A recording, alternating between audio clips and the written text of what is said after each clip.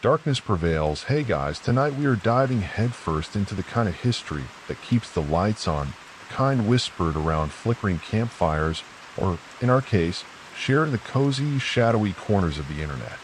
Imagine, if you will, the chill that doesn't come from an open window, the faint scent of old paper, and something else, something indescribable, that clings to the air in places where time itself seems to have snagged on a sharp, unseen memory.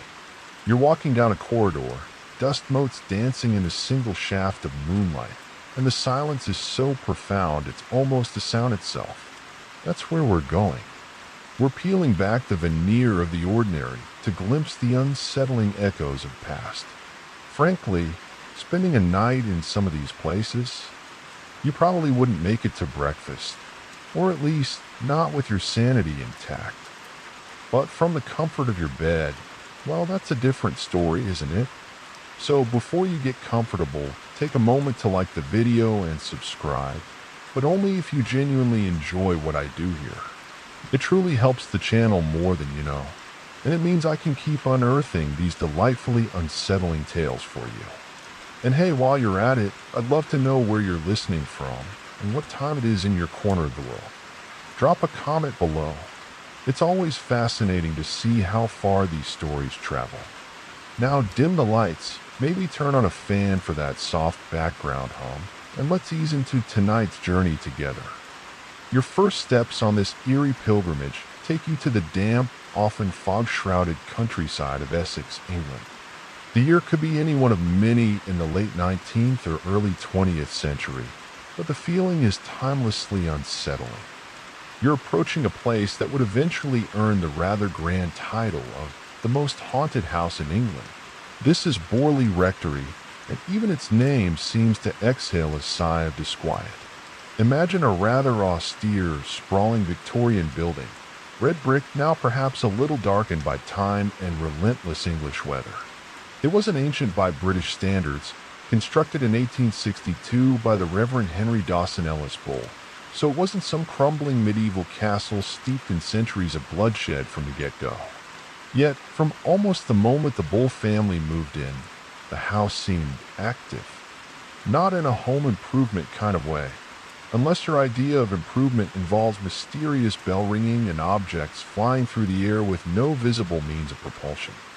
Think less fixer-upper and more paranormal activity, the Victorian edition. You can almost feel the persistent chill that many visitors reported, a cold that clung to certain rooms even on the warmest summer days. As you drift through its spectral hallways, you might hear the phantom rustle of skirts, the soft thud of unseen footsteps on the stairs, or perhaps the faint, sorrowful strains of organ music when no one is near the instrument. The air grows heavy, and the silence between sounds stretches, taut and expectant. One of the most persistent spectral figures, the star of Borley's ghostly show, if you will, was the nun. She was often seen gliding through the gardens, particularly along a path that became known as the Nun's Walk. Sometimes just a fleeting glimpse, other times a more sustained, sorrowful apparition. Legend, that ever-creative storyteller, wove a tragic tale for her. She was supposedly a 17th century nun from a nearby Bears convent named Marie Lair, who had eloped with a monk from the Borley parish. Their romantic getaway, however, ended rather poorly, with the monk executed and poor Marie bricked up alive within the convent walls. A grim tale, and certainly one to give any passing nun a wide berth. Historians still argue whether there's any factual basis for this specific legend of Marie Lair, or if it was a later embellishment to explain the sightings. It's a classic chicken and egg of ghostly lore. Did the story create the ghost, or did the ghost inspire the story? The phenomena escalated over the decades. The Reverend Henry Bull and his son, Harry Bull, both reported a plethora of unsettling occurrences. We're talking about unexplained lights, disembodied voices, and the rather alarming habit of pebbles and other small objects being thrown by unseen forces. Imagine trying to have a serious theological discussion while a poltergeist is treating your study like a divine rock-throwing contest. It would certainly test your faith, or at least your patience. After the last of the Bull family passed, The rectory saw a succession of tenants, many of whom didn't last long. The Reverend Guy Eric Smith and his wife, for instance, moved in, hoping for a quiet country life. Instead, they got a Borley. Mrs. Smith reportedly found a human skullcap wrapped in brown paper while cleaning out a cupboard. As you do. It's not exactly your typical welcome to the neighborhood gift basket. This skull became quite the artifact, though its origins remained murky. Was it an ancient relic? Part of a forgotten burial? Or, as some whispered, connected to the nun's tragic fate? The quirky tidbit here is that this skull, rather than being immediately reburied or handed over to authorities with a concerned frown, was actually given a Christian burial in Borley churchyard by one of the later investigators, hoping it might appease whatever spirits were attached to it. Spoiler, it didn't seem to make a huge difference. The ghosts, apparently, weren't swayed by well-intentioned funerary rites for random bones. The hauntings gained national, even international, fame largely due to the involvement of psychical researcher Harry Price in the 1920s and 30s. Price was a controversial figure, part showman, part genuine investigator. He rented the rectory for a year, assembling a team of observers to meticulously document the phenomena. And document they did. Reports flooded in, messages scrawled on walls by unseen hands, objects teleporting from one room to another, violent poltergeist activity, and even, allegedly, direct communication with spirits through seances and automatic writing. The sheer volume of reported incidents is staggering. You could almost imagine the spirits running a very busy, very disorganized paranormal call center. Thank you for contacting Borley. All our ghosts are currently busy haunting. Please hold, and your disembodied whisper will be answered in a order it was received. Of course, with such fame came scrutiny. Skeptics pointed to Price's flair for publicity and suggested that some, if not all, of the phenomena could be explained by natural causes, misinterpretation, or even outright fraud. Were the floorboards just creaky? Was the wind whistling through ill-fitting window frames? Were some of the messages a bit too convenient? The debate rages on, a testament to Borley's enduring mystery. The rectory itself met a rather dramatic end, burning down in 1939. But even the fire didn't silence the stories. Some claimed to see ghostly figures in the flames, and investigators continued to explore the ruins, still reporting unexplained events. It's as if the land itself was saturated with an unshakable sorrow, a psychic stain that even flames couldn't entirely cleanse. You can almost smell the lingering scent of charred wood, mingled with that ever-present, unidentifiable coldness. The story of Borley Rectory is a chilling reminder that some places, it seems, are destined to hold on to their secrets and their sorrows, long after their walls have crumbled to dust. The whispers might fade, but the feeling, that stays with you, leaving the smoldering ruins and lingering whispers of Borley behind. Your spectral journey carries you across the Atlantic to the rich, fertile lands of early 19th century America. You find yourself in Robertson County, Tennessee, a place of rolling hills and dense woodlands, where the air in 1817 is thick not just with humidity, but with a burgeoning, insidious dread. You're approaching a modest farmhouse, home to the Bell family. John Bell Sr., a farmer, his wife Lucy, and their children. They were, by all accounts, ordinary, hard-working people. But what was about to unfold in their lives was anything but ordinary.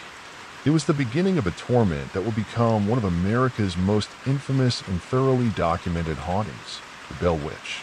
It didn't start with slamming doors or ethereal figures. It began subtly with faint, almost imperceptible sounds.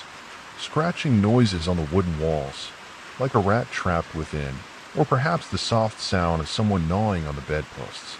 You can imagine the family initially dismissing it. An old house settling, animals on the walls, rational explanations for unnerving sounds in the quiet of the night. But the sounds grew. They became louder, more insistent, more personal.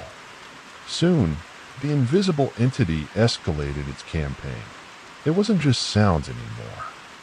The Bell children, particularly the youngest daughter, Betsy, and her brother Richard, began to experience physical assaults. They would be pulled by their hair, slapped by an unseen hand, their bed covers violently ripped from them in the dead of night. Imagine lying in the dark, paralyzed by fear, as something you cannot see, cannot fight, torments you. The sheer helplessness must have been terrifying. Betsy, in particular, seemed to be a primary target. She would suffer from fainting spells, her body contorting, and she'd often complain of being pinched and bruised by the invisible assailant. You can almost feel the prickle of unseen fingers, the sudden shocking pain of a slap out of the darkness. The entity, which eventually became known as Kate, after claiming to be the witch of that name, wasn't shy. It developed a voice, or rather voices. Sometimes it would whisper, sometimes it would shriek. It could sing hymns, quote scripture often out of context or mockingly, and engage in surprisingly coherent, if usually malevolent, conversations. It possessed an uncanny knowledge of local gossip, family secrets, and even future events, which it would reveal to the terrified family and the increasingly curious visitors who flocked to the Bell farm. Think of it, a disembodied voice, sharp and intelligent, knowing things it couldn't possibly know, using that knowledge to taunt and terrify. It's like having the world's worst, most invasive house guest, one who also happens to be invisible and actively hates you. Words spread like wildfire. People came from miles around to witness the phenomena. Some were skeptics, convinced it was a hoax perpetrated by the Bell children. Others were believers, terrified and fascinated in equal measure. One rather famous visitor was supposedly Andrew Jackson, then a general and not yet president. The mainstream historical fact here is that Jackson did indeed own land in the area and was a prominent figure in Tennessee at the time. According to legend, Jackson, a man not known for backing down from a fight, arrived with a retinue, determined to get to the bottom of the Bell Witch mystery. The story goes that Kate wasn't impressed. She allegedly tormented Jackson's men, even stopping his wagon dead in its tracks, refusing to let it move until one of Jackson's witch layers, a man supposedly skilled in dealing with such entities, was forced to admit defeat. Jackson himself is famously quoted as saying, "I had rather fight the British at New Orleans than have to fight the Bell Witch." Whether this encounter happened exactly as legend tells it is debated, but it certainly cemented the Bell Witch's fearsome reputation. Historians still argue whether the Bell Witch phenomena were genuine paranormal events, a complex hoax, or perhaps a manifestation of psychological stress within the family. Could it have been a poltergeist unconsciously generated by one of the children, perhaps Betsy, during a period of adolescent turmoil? Or was John Bell Sr. himself somehow involved, or even targeted for reasons unknown? The entity seemed to have a particular vendetta against him, often vowing to kill him, and he did suffer from increasingly debilitating health problems during the haunting point. One of the quirky and frankly disturbing aspects of the Bell Witch saga is the entity's direct interference in Betsy Bell's romantic life. Betsy was engaged to a local young man named Joshua Gardner. Kate vehemently disapproved of the match, tormenting Betsy relentlessly whenever Joshua was near or whenever the subject of their marriage came up. The invisible force would pinch her, stick her with pins, and fill her ears with dire warnings about the union. Eventually, worn down by the relentless psychic and physical assault, Betsy broke off the engagement. It's a chilling thought, an unseen entity dictating your most personal life. Choices, destroying your happiness with invisible, malicious intent. Imagine trying to explain to your fiancé, "It's not you. It's the invisible scripture quoting which who lives in our walls and has a personal vendetta against our love." Definitely a relationship deal breaker. The torment continued for years. John Bell Sr.'s health declined sharply. He suffered from seizures and a strange swelling of the throat that made it difficult to speak or swallow. Kate would often mock his suffering, cackling with glee as he writhed in pain. He eventually died in December 1820. After his death, a small, unidentified vial of liquid was supposedly found in the medicine cupboard. Kate proudly proclaimed that she had given him a dose from the vial, contributing to his demise. When a drop of the liquid was tested on the family cat, the unfortunate animal reportedly died almost instantly. The family, terrified, threw the vial into the fireplace. This is one of the darkest, most sinister elements of the tale, the implication that the entity wasn't just a nuisance poltergeist, but a malevolent, murderous force. After John Bell Sr.'s death, the intensity of the haunting began to wane, though Kate didn't depart immediately. She promised to return in 7 years, and then again in 107 years. There were reports of a brief resurgence of activity in 1828, as promised, and then silence. The Bell Farm, once a place of unimaginable terror, slowly returned to a semblance of normality, though forever marked by its dark history. The legacy of the Bell, which lingers, a chilling testament to an unseen terror that held an entire family, and indeed a community, in its grip. You can almost hear the faint, mocking laughter echoing through the Tennessee hills, a reminder that some entities don't need a physical form to inflict very real suffering. The idea of an unseen intelligence filled with malice, able to interact with our world in such a personal and violating way. It's a fear that taps into something primal, something deeply unsettling. The echoes of Kate's malicious laughter fade, replaced by the vast, empty silence of the open ocean.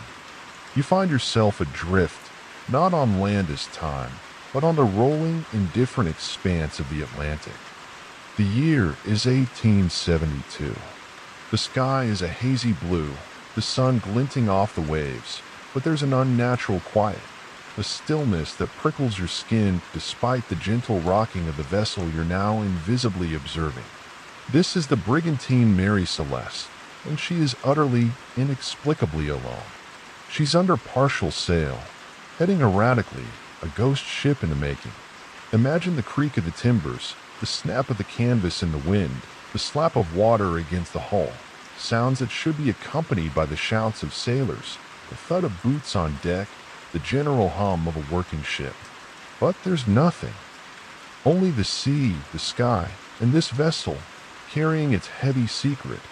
On December 4th, 1872, the Mary Celeste was discovered by the crew of the Canadian brigantine Dei Grazia. She was found approximately 400 nautical miles east of the Azores, sailing somewhat aimlessly, but generally still seaworthy. When Captain Morehouse of the Dei Grazia sent a boarding party, what they found, or rather, what they didn't find, would become one of maritime history's most enduring and baffling mysteries. The ship was deserted. All 10 people known to be aboard, Captain Benjamin Briggs, his wife Sarah, their 2-year-old daughter Sophia, and 7 experienced crewmen were gone. Vanished. Not a single soul remained. As you drift through the eerily silent ship, you notice the perplexing details.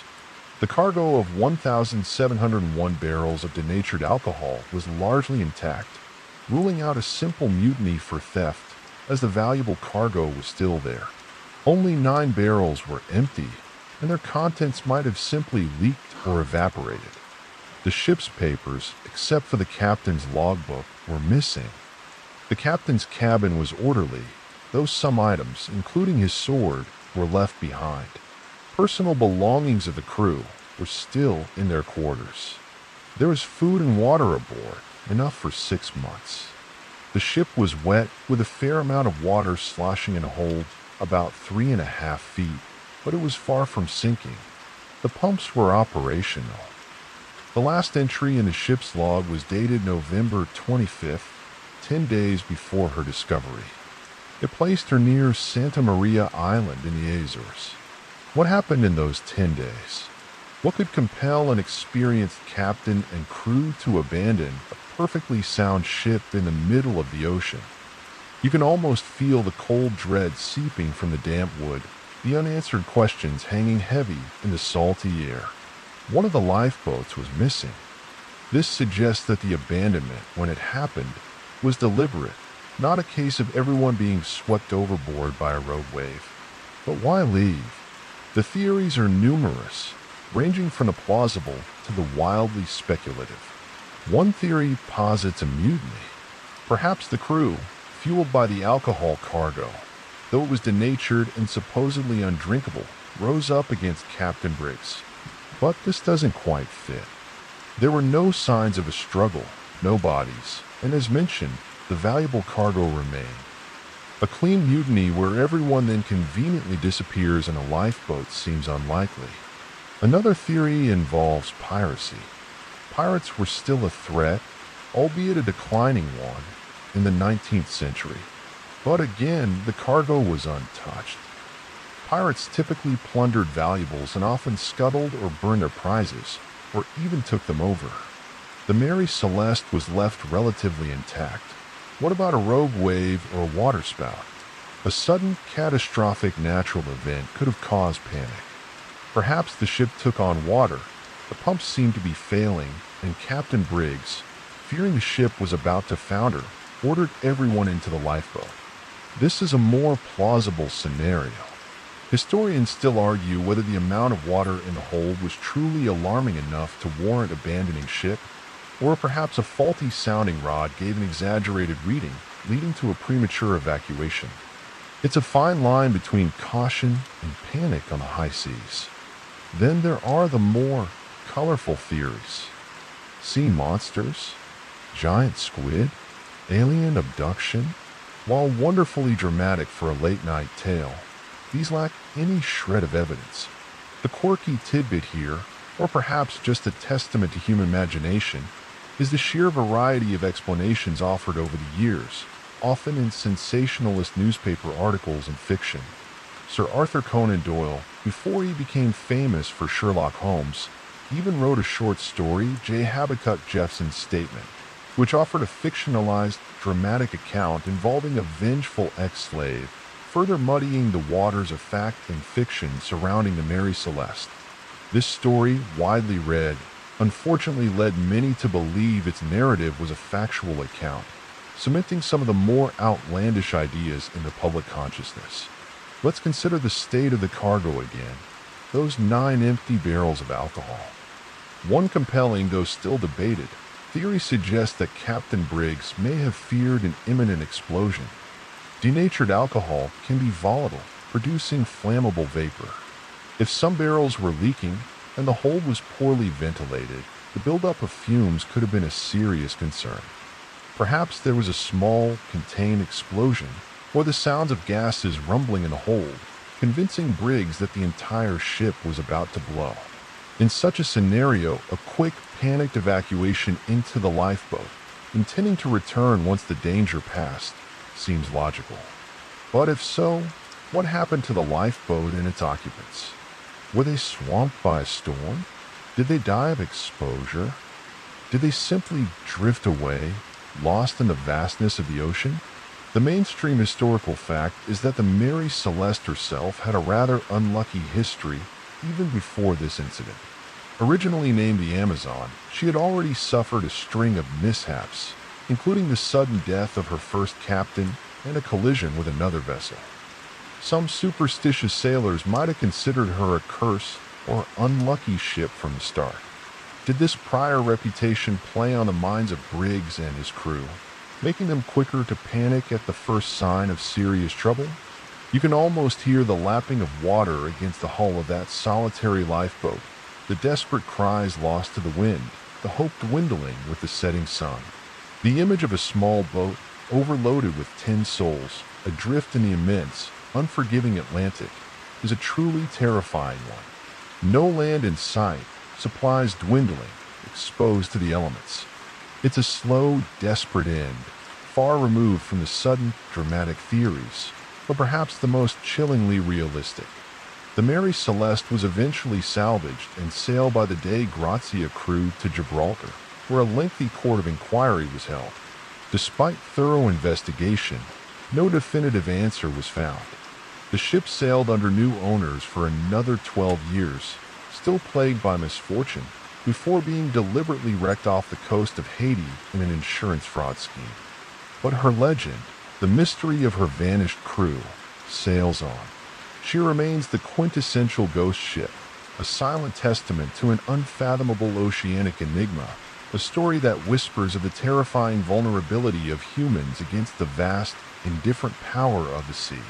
The salt spray on your face feels cold, and the horizon offers no answers, only more endless, empty water. The taste of salt and the endless roll of the ocean slowly recede, replaced by the scent of pine, damp earth, and the smoky haze of distant campfires. You're now standing on the shores of the New World, specifically Roanoke Island, in what is now North Carolina. The year is 1590. The air is humid, buzzing with insects, and filled with an almost palpable sense of unease. This is not the bustling, confident settlement you might expect. This is a place of shadows, whispers, and a profound, unsettling emptiness. You are witnessing the aftermath of one of early America's most perplexing mysteries, the disappearance of the Roanoke colony. In 1587, a group of over 100 English men, women, and children, led by Governor John White, established a settlement here. This was not the first attempt to colonize Roanoke. Earlier, all-male military expedition had failed a few years prior, but this was meant to be a permanent civilian colony, a foothold for England in the vast, unknown continent. Among the colonists was Virginia Dare, John White's granddaughter, the first English child born in the Americas. Her birth should have symbolized hope and a new beginning. Instead, it became a poignant prelude to a vanishing. Imagine the scene as John White would have found it upon his return. He had sailed back to England in late 1587 to secure more supplies and support for the fledgling colony, intending a swift return. However, due to the war between England and Spain, the famous Spanish Armada sailed in 1588, a major historical fact that significantly delayed any relief efforts. He was unable to get back to Roanoke for 3 long years. 3 years of silence. 3 years of his colonists, including his daughter and granddaughter, facing the unknown alone. When White finally landed back on Roanoke Island in August 1590, on his granddaughter's 3rd birthday, he found nothing. Or rather, nothing human. The settlement was deserted. The houses had been dismantled, not burned or destroyed in a violent attack, but carefully taken down. The defensive palisade around the settlement site was still standing. There were no signs of a struggle, no bodies, no graves that would indicate a massacre or a devastating plague. It was as if the entire population had simply evaporated, packed up and left. But where? And why? The only clues left behind were cryptic. Carved into a post of the palisade was the single word Croton. The letters CRO were also found carved into a nearby tree. Croton was the name of a nearby island, now Hatteras Island, and also the name of a local Native American tribe friendly to the English. Before White had left for England, he and the colonists had agreed that if they had to move, they would carve their destination into a tree or post. If they were in distress, they were to add a Maltese cross. There was no cross. This suggested, perhaps optimistically, that their departure was voluntary and not under duress. You can feel White's desperate hope mixed with a rising tide of dread as he saw that word. Croton. A destination. A possibility. He wanted to sail south to Croton Island immediately, but a brewing storm and the reluctance of his ship's crew, who were more interested in privateering than searching for lost colonists, a common attitude for sailors of the era, prevented him. He was forced to return to England, heavy-hearted, never to see his family or the colonists again. He would die without ever knowing their fate. The mystery of Croton has haunted historians and archaeologists for centuries. Historians still argue whether the colonists assimilated with the Croton tribe, were wiped out by other, less friendly tribes, or perhaps attempted to sail back to England on their own and were lost at sea. Each theory has its proponents and its difficulties. If they went to Croton Island and integrated with the Native Americans, why did subsequent English explorers and settlers in the following decades find so little definitive evidence? There were some tantalizing but ultimately inconclusive reports. John Smith of the Jamestown colony, founded in 1607, heard tales from Powhatan of people living to the south who dressed and lived like Englishmen. Later explorers in the 17th century reported seeing Native Americans with gray eyes or knowledge of the English language in the region, leading to speculation about assimilated survivors and their descendants. This assimilation theory is one of the most enduring. It's almost comforting to think they found refuge in a new life, even if it meant abandoning their English identity. But what if the carving was a decoy? Or what if they reached Croton only to meet a different unfortunate end there? The coastal region of North Carolina is treacherous, prone to hurricanes. Perhaps they were wiped out by a storm, or succumbed to diseases for which they had no immunity, or conflict eventually erupted with their hosts. A quirky or rather poignant tidbit related to the Roanoke mystery is the Dare stones. Starting in the 1930s, a series of stones, allegedly inscribed by Eleanor Dare, Virginia's mother and John White's daughter, and other colonists, began to surface. These stones told a tragic tale of the colonists' journey after leaving Roanoke, their hardships and eventual deaths. The first stone, found in 1937, seemed plausible enough to some. However, as more stones appeared, with increasingly dramatic and detailed narratives, most historians and archaeologists concluded they were almost certainly elaborate hoaxes. Yet, for a time, they offered a tantalizing, if ultimately false, narrative to fill the void. Imagine the brief flare of hope, the excitement of potentially solving the centuries-old puzzle, only to have it crumble under scrutiny. The no signs of struggle argument is also complex. The careful dismantling of the houses could suggest a planned, orderly departure. But it could also have been done by Native Americans after the colonists were dead or gone, salvaging useful materials. The lack of European bodies doesn't necessarily mean there wasn't violence. If they were killed away from the settlement site, or their remains were disposed of in a way that left no trace, we wouldn't know. You walk the empty ground where the settlement once stood. The wind rustles through the trees, carrying whispers that sound like forgotten names. The silence here is different from the silence of the Mary Celeste. That was an oceanic void. This is a terrestrial emptiness, a human absence in a land that should have been teeming with their life, their endeavors, their future. The lost colony of Roanoke is a foundational American mystery, a stark reminder of the perils faced by early European settlers and the fragility of their endeavors. It's a story that speaks to our fear of the unknown, of disappearing without a trace, of leaving behind only a single, enigmatic word that raises more questions than it answers. The air feels heavy with their unwritten stories, their lost future, and you can almost see their ghostly figures in the dappled sunlight, forever searching for a way home or a way to tell their tale. Leaving the enigmatic shores of Roanoke, your journey takes a sharp turn into the grimy, gaslit streets of 19th century Britain. The air here is thick with coal smoke, the cries of street vendors, and a peculiar underlying tension. You're in the world of medical ambition and desperate poverty, a combination that gave rise to a grim and shadowy profession, the resurrection men, or as they were more commonly and chillingly known, body snatchers. Imagine the scene, a freshly dug grave in a dimly lit churchyard. The only sounds the rhythmic thud of a shovel against damp earth and the hurried, shallow breaths of men working against the clock and against the law. These aren't ghouls or vampires in the supernatural sense, but they are certainly creatures of the night, driven by a very human and very lucrative demand. The early 19th century saw a boom in medical science. Anatomy schools were flourishing in cities like London, Edinburgh, and Dublin. Doctors and students needed human cadavers to study anatomy, to practice surgical techniques, to advance medical knowledge. This is the crucial historical fact. The legal supply of bodies for dissection was woefully inadequate.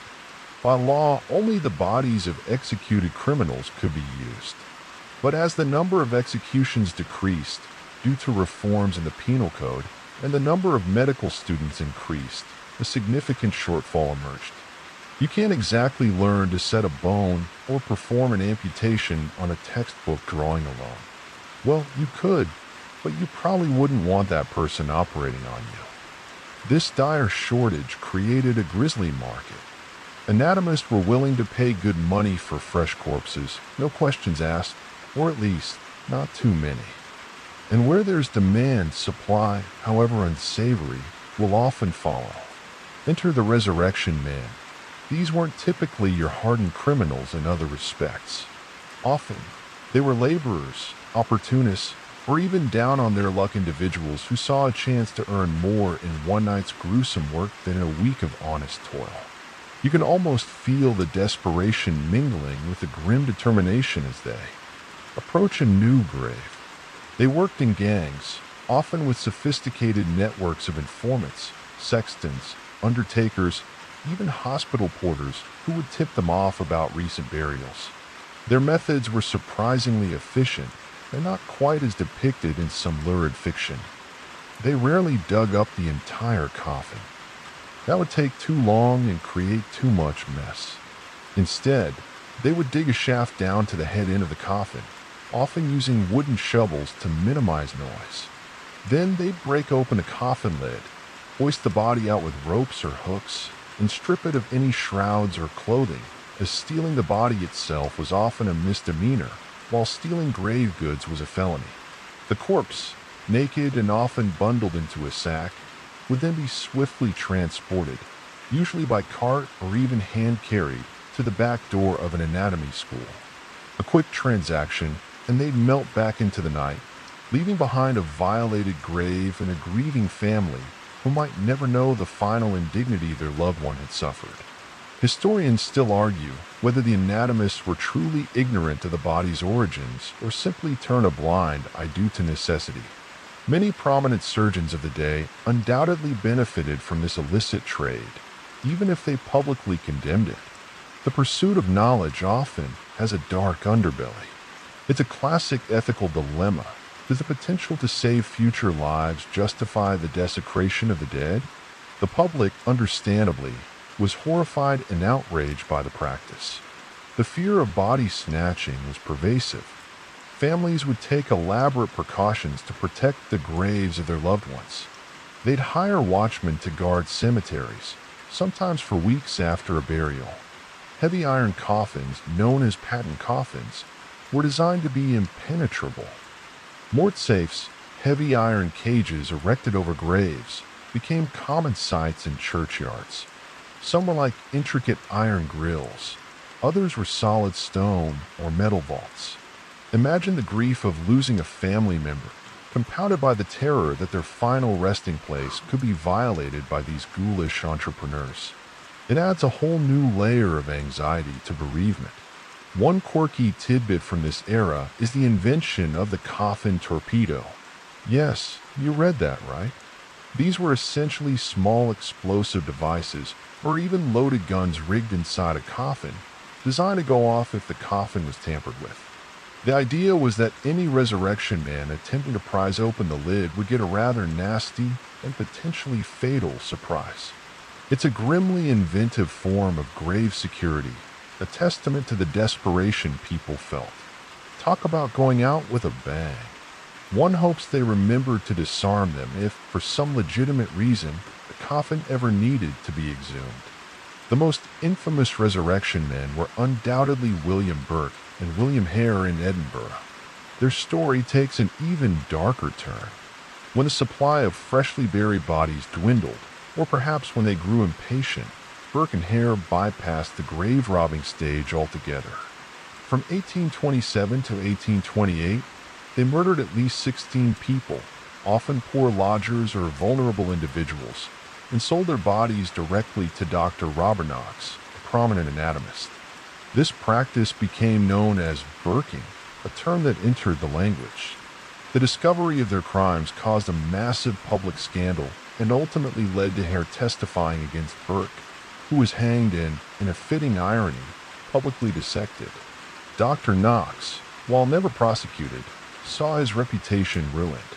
The Burke and Hare case, along with the persistent public outcry against body snatching, finally spurred Parliament to act.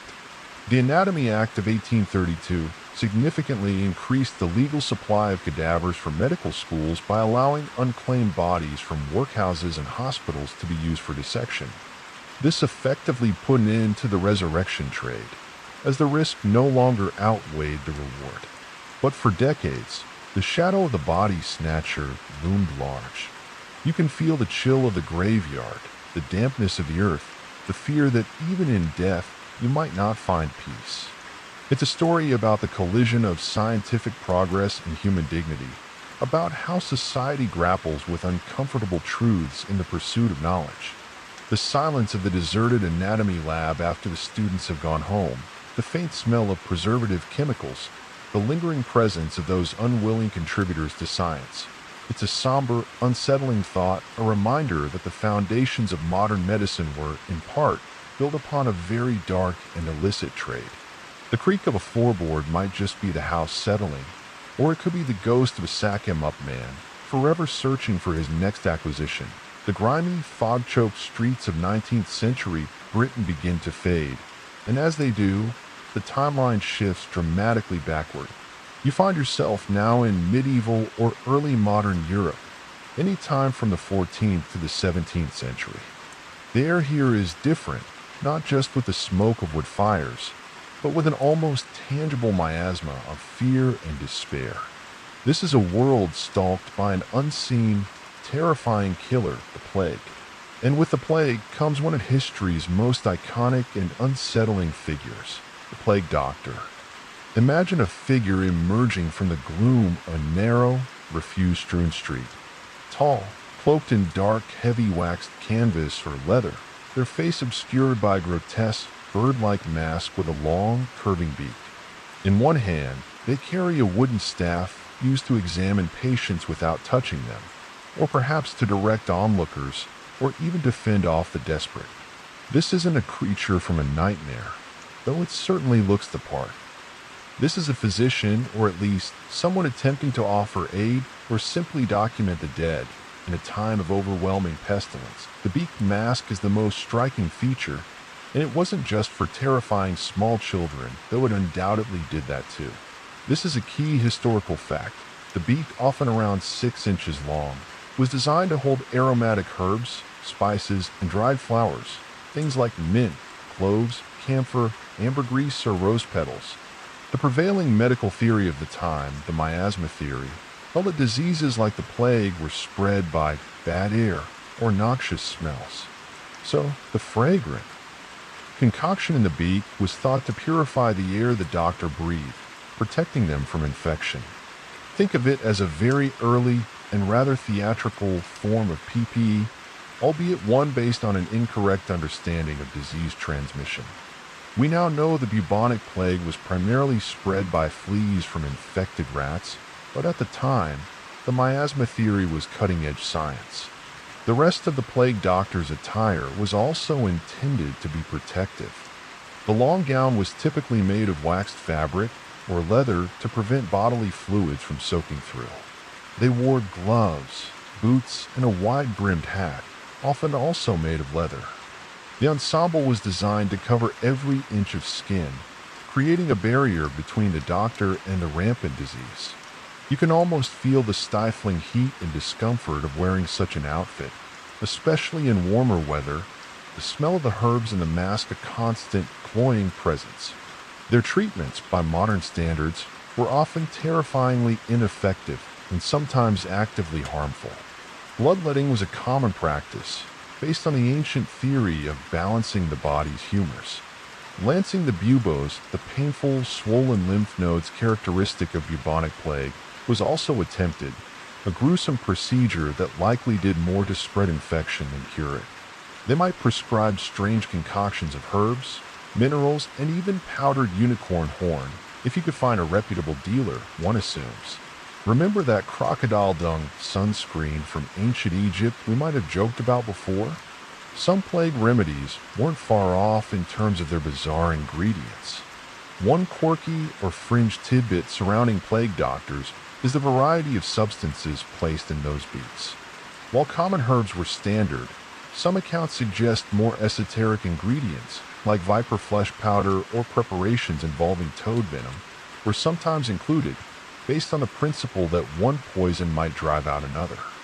It highlights the desperation and the blend of folk magic and nascent science that characterized medicine of the era. You can imagine the doctor, carefully preparing his beak filling for the day, a grim alchemist mixing his dubious prophylactics. A pinch of lavender for clarity, a dash of dried toad for, well, just in case. Historians still argue whether plague doctors, on the whole, did more harm than good. Many were not highly trained physicians. In times of severe outbreaks, towns would hire anyone willing to take on the dangerous role, sometimes individuals with little or no medical background, who were essentially tasked with counting the dead and offering what little comfort or terror their presence might bring. Their very appearance could signal impending doom. Seeing a plague doctor approach your house was often a sign that death was not far behind. They became symbols of the plague itself, harbingers of suffering. Their role was often as much administrative and spiritual as it was medical. They would advise on quarantine measures, witness wills, and sometimes offer religious solace, though their primary function in many overwhelmed communities devolved into simply tallying the victims. The wooden staff they carried wasn't just for poking patients. It could also be used to keep people at a distance, a necessary precaution when dealing with a highly contagious and poorly understood disease. Imagine the fear and isolation of the sick, approached only by this terrifying beaked figure who kept them at arm's length. The psychological impact of these figures must have been immense. In a world already steeped in superstition and fear of divine retribution, the plague doctor, with their otherworldly costume and association with death, would have seemed like a grim reaper incarnate. Children would have hidden, adults would have crossed themselves, and a hush would have fallen over any street they traversed. The silence, punctuated by the cries of the sick and the mournful tolling of church bells for the dead, would have been almost unbearable. As you watch this cloaked figure move through the desolate, plague-ridden town, you feel a profound sense of hopelessness. The science is flawed, the treatments are often brutal, and death is an ever-present companion. The plague doctor stands as a stark symbol of humanity's struggle against overwhelming disease, a testament to both our enduring desire to help and our capacity for well-intentioned but ultimately futile interventions when faced with the unknown. The scent of those beak herbs, meant to protect, now seems to carry the very essence of the plague's terror, a sweet, cloying smell masking the stench of decay and despair. It's a chilling reminder of a time when a doctor's visit could be more frightening than the illness itself. The scent of those strange, sweet herbs in the plague doctor's mask slowly dissipates, but the underlying feeling of dread persists, morphing into a new, more personal kind of terror. You find yourself now in the 19th century once again, primarily in Victorian England, but also in other parts of Europe and America.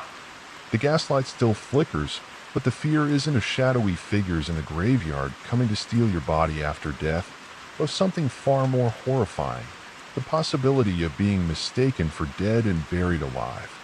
This is the era of taphophobia, the intense, pathological fear of premature burial. Imagine the scene. You're lying in a narrow, confined space. It's utterly dark, the silence absolute except for the frantic thumping of your own heart and the muffled sound of earth. You try to move, but your limbs are constrained. Panic, cold and sharp, floods through you. You scream, but the sound is swallowed by the suffocating confines of your own coffin. This was the nightmare that haunted the Victorian imagination, fueled by lurid newspaper accounts, sensationalist fiction, and a genuine, if sometimes exaggerated, concern about the fallibility of medical diagnosis. Before modern medical techniques for determining death became widespread, accurately diagnosing death could be tricky. coma, catalepsy, fainting spells, certain types of seizures. These conditions could sometimes mimic death, leading to tragic errors. Doctors relied on signs like cessation of breathing and pulse, body temperature, and rigor mortis, but these could be misinterpreted, especially in a haste and often poor lighting of a 19th century sick room. The historical fact is that while probably not as rampant as popular culture suggested, instances of premature burial did undoubtedly occur, and the fear was potent enough to drive a whole industry of preventative measures. This fear wasn't entirely unfounded. There were documented cases, or at least highly compelling anecdotal accounts, that fed the phobia. Stories circulated of coffins exhumed for various reasons, only to find scratch marks on the inside of the lid, or bodies in contorted positions, suggesting a horrifying struggle after burial. Edgar Allan Poe, the master macabre, tapped directly into this societal fear with his chilling 1844 short story, The Premature Burial, which detailed several supposed cases and vividly described the narrator's own descent into taphophobia. His work, and others like it, both reflected and amplified the public's anxiety. You can almost feel the weight of the soil pressing down, the desperate, futile struggle for air.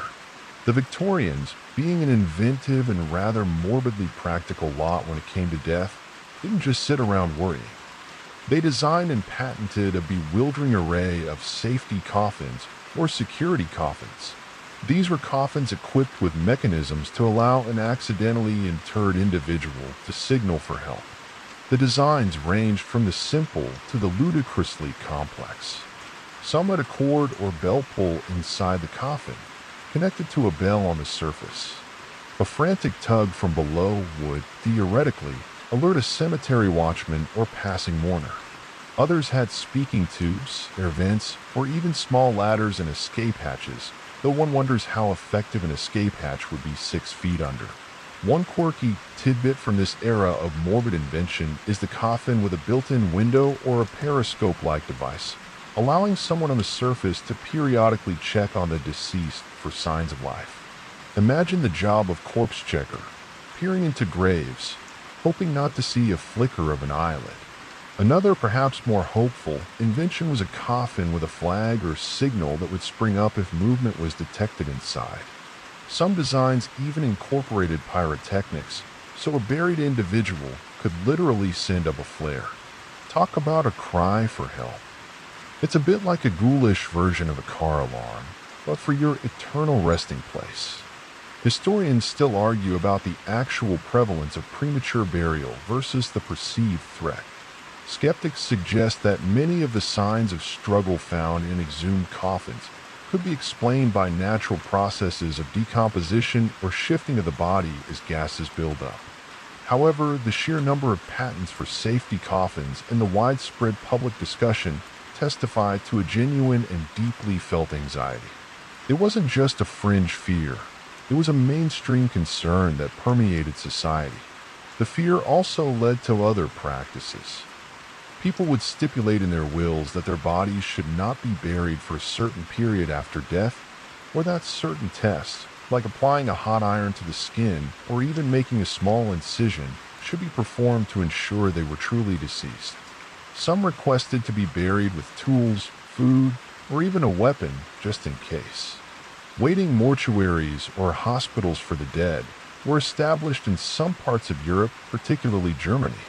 Here, bodies would be laid out for several days under observation, often with bells tied to their fingers and toes, before burial was permitted. A dedicated attendant would be on watch, ready to spring into action if a bell tinkled. The psychological weight of this fear is hard to overstate. It taps into primal anxieties, suffocation, darkness, helplessness, and the ultimate betrayal of being abandoned by the living while still alive. You can feel the claustrophobia closing in, the desperate fight for a breath that will never come. The silence of the grave, usually a metaphor for peace, becomes a symbol of horrifying, conscious imprisonment. This obsession with premature burial eventually waned with advancements in medical science and embalming practices, which made the signs of death more definitive. but for a significant period, it cast a long, dark shadow over attitudes towards death and burial. It's a reminder that even our most fundamental certainties, like knowing when life is truly ended, were once fraught with terrifying uncertainty.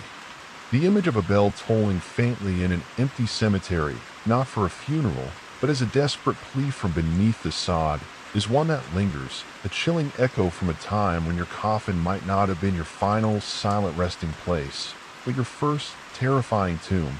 The claustrophobic confines of the safety coffin give way to a different kind of suffocation, one that blankets an entire city. You find yourself in London, primarily during the 19th and early 20th centuries. The familiar gaslight flickers here too, but it struggles to penetrate the dense, acrid, and often eerily silent blanket that has descended upon metropolis. This is the infamous London fog, the pea souper, a phenomenon far more sinister than a simple mist. Imagine the city brought to a standstill. The usual cacophony of horse-drawn carriages, street cries, and bustling crowds is muffled, replaced by an unnerving quiet, punctuated by the anxious coughs of unseen pedestrians and the distant, mournful clang of a fog bell on the Thames. Visibility drops to mere feet, sometimes inches. The air is thick, not just with water vapor, but with coal smoke, industrial pollutants, and a host of other noxious particles. It stings your eyes, rasps in your throat, and coats every surface with a greasy, black grime. You can taste the sulfur on your tongue. These weren't just occasional annoyances. They were major, often deadly, environmental events. The historical fact is that London, as a rapidly industrializing city heavily reliant on coal for heating and industry, created the perfect conditions for these killer fogs. When a natural sea fog rolled in from the Thames estuary and combined with the massive amounts of soot and sulfur dioxide pumped into the air from countless chimneys, it formed a dense, stagnant, and highly acidic smog that could linger for days, sometimes weeks. The pea souper nickname came from its characteristic yellowish-green or brownish color, like a thick, unappetizing soup.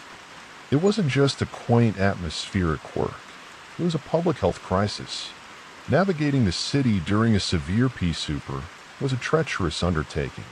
People got lost just trying to cross the street. Link boys, young lads carrying torches or lanterns, would offer to guide pedestrians for a fee, their lights feeble beacons in the oppressive gloom. But even they could get disoriented. Carriages moved at a snail's pace, often with someone walking ahead carrying a light. River traffic on the Thames would grind to a halt. Businesses closed, theaters darkened. The city, the vibrant heart of a global empire, was effectively blinded and choked. The fog also provided perfect cover for crime. Footpads and thieves thrived in the anonymity of the opaque streets. You could be walking along, feeling your way by the railings, and suddenly find yourself accosted by a shadowy figure emerging from the murk, only to vanish again just as quickly. The fog distorted sounds and shapes, making everything seem more menacing. Every alleyway could hide an unknown threat.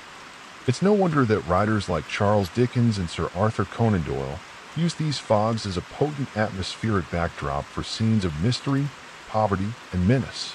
Think of Sherlock Holmes and Dr. Watson peering out into a Baker Street shrouded in a yellow miasma. The game literally afoot in a world where visibility is almost nil.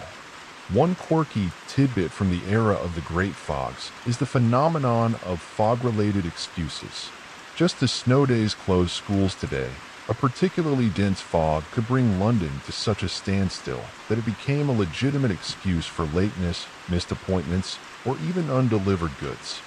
There were even reports of opportunistic individuals offering fog insurance, though what that precisely covered is delightfully vague.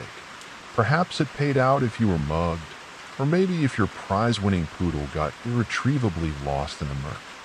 Sorry, Governor, can't deliver the kippers today. Fog's thicker than my Aunt Mildred's gravy. Historians still argue about the precise death tolls directly attributable to specific fog events, but it's widely acknowledged that they exacerbated respiratory illnesses like bronchitis, pneumonia, and asthma, leading to thousands of premature deaths, particularly among the elderly, the very young, and those with pre-existing health conditions. The Great Smog of 1952 is a particularly infamous example from a slightly later period, mid-20th century, but a direct descendant of the Victorian pea soupers.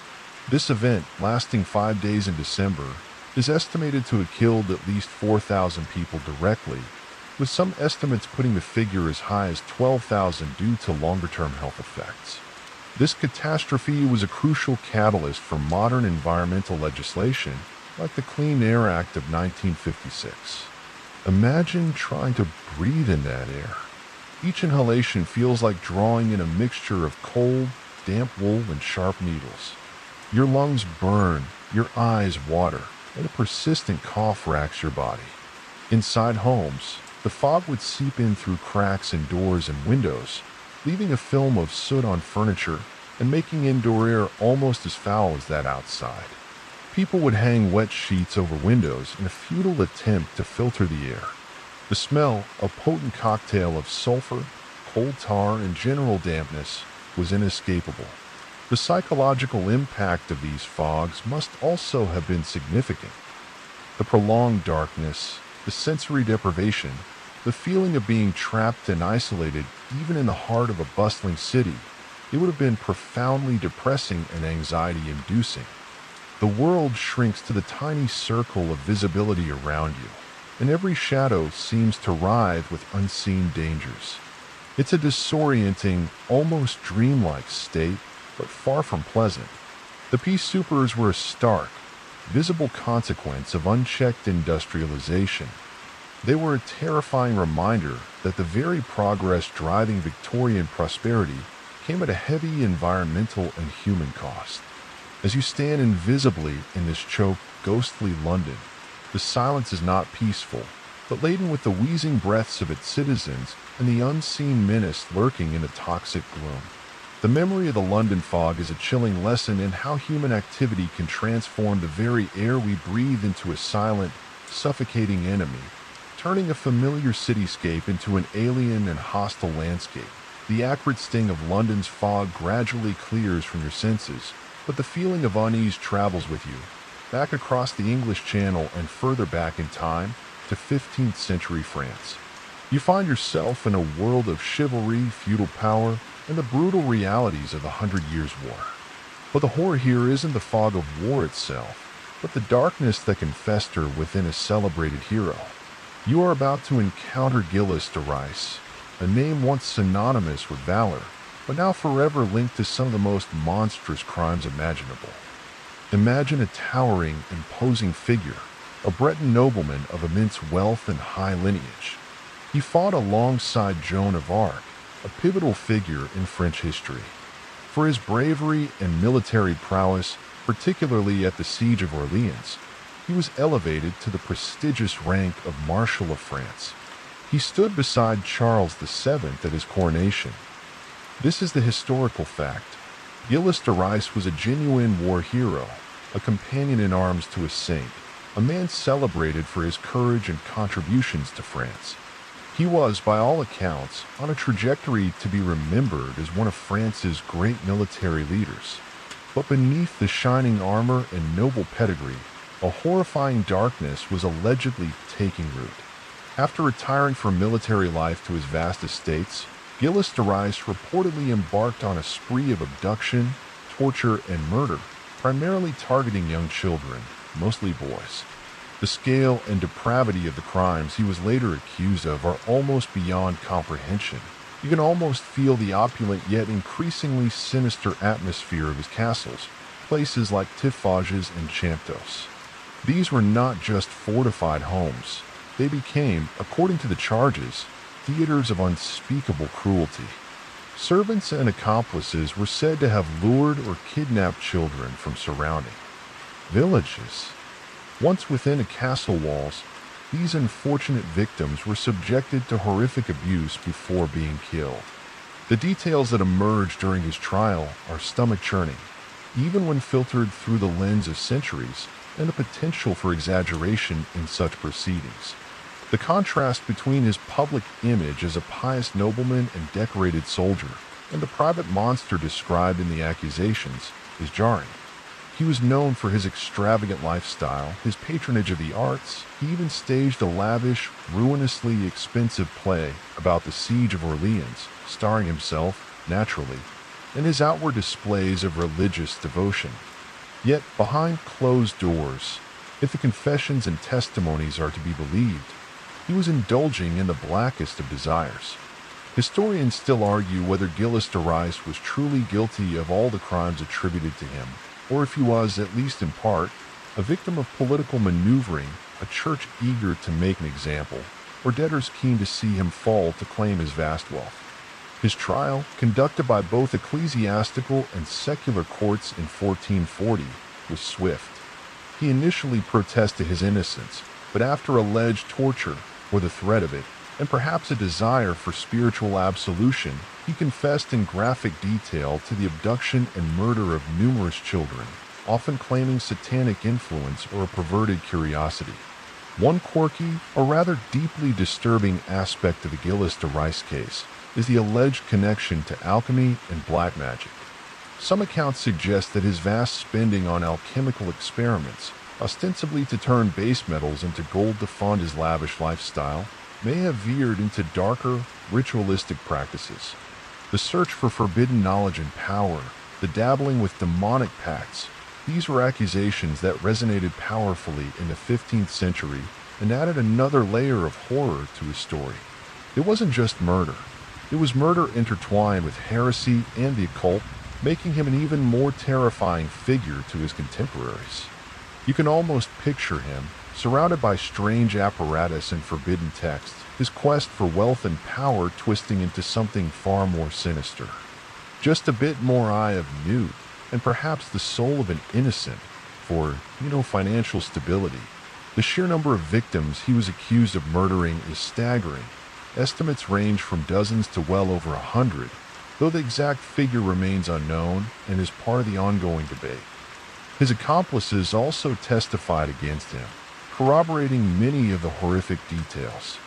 He was found guilty and sentenced to be hanged and burned. His execution took place in Nantes in October 1440. The story of Gilles de Rais is profoundly unsettling because it shatters the comforting notion that heroes are always heroic, that evil always wears an obvious face.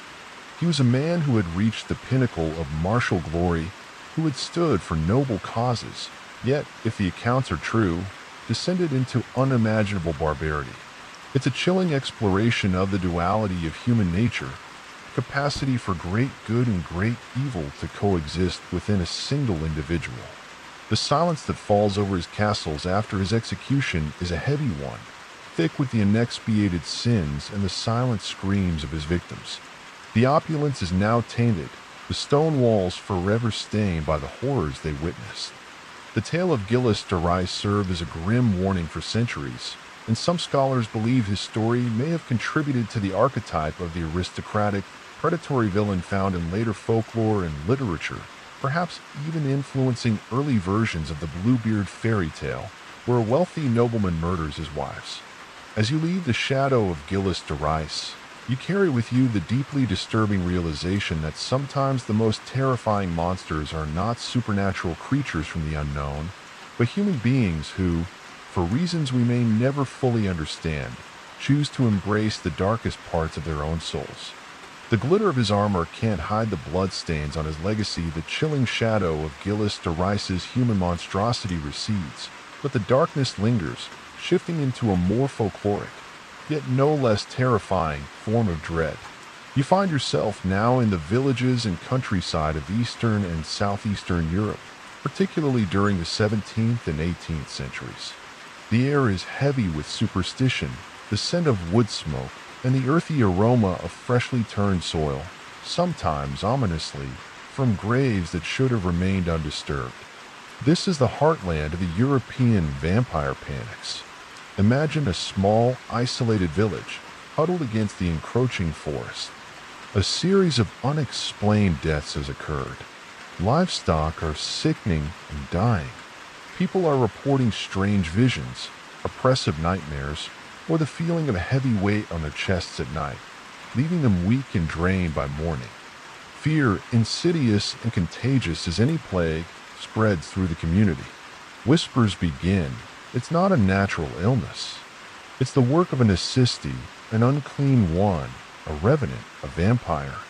This wasn't the suave, caped aristocrat of Bram Stoker's later imagining. The folkloric vampire of this era was often a far more grotesque and pitiable figure, a recently deceased peasant, often bloated, with ruddy or dark skin from settled blood, perhaps with bloodstains around a mouth or nose, and often still dressed in their burial shroud.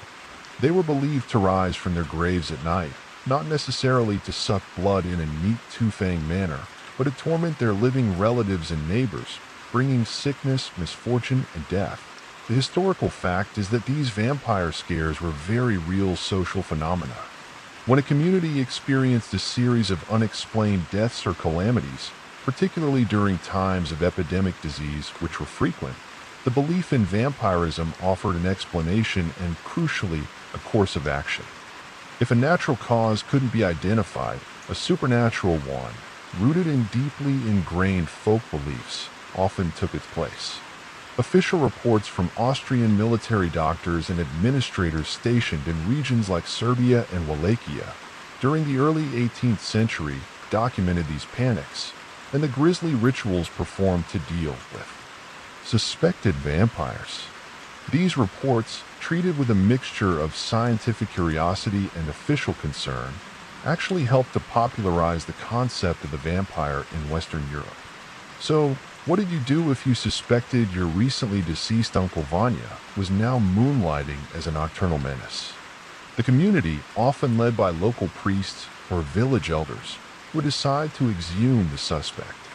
This is where things get particularly grim.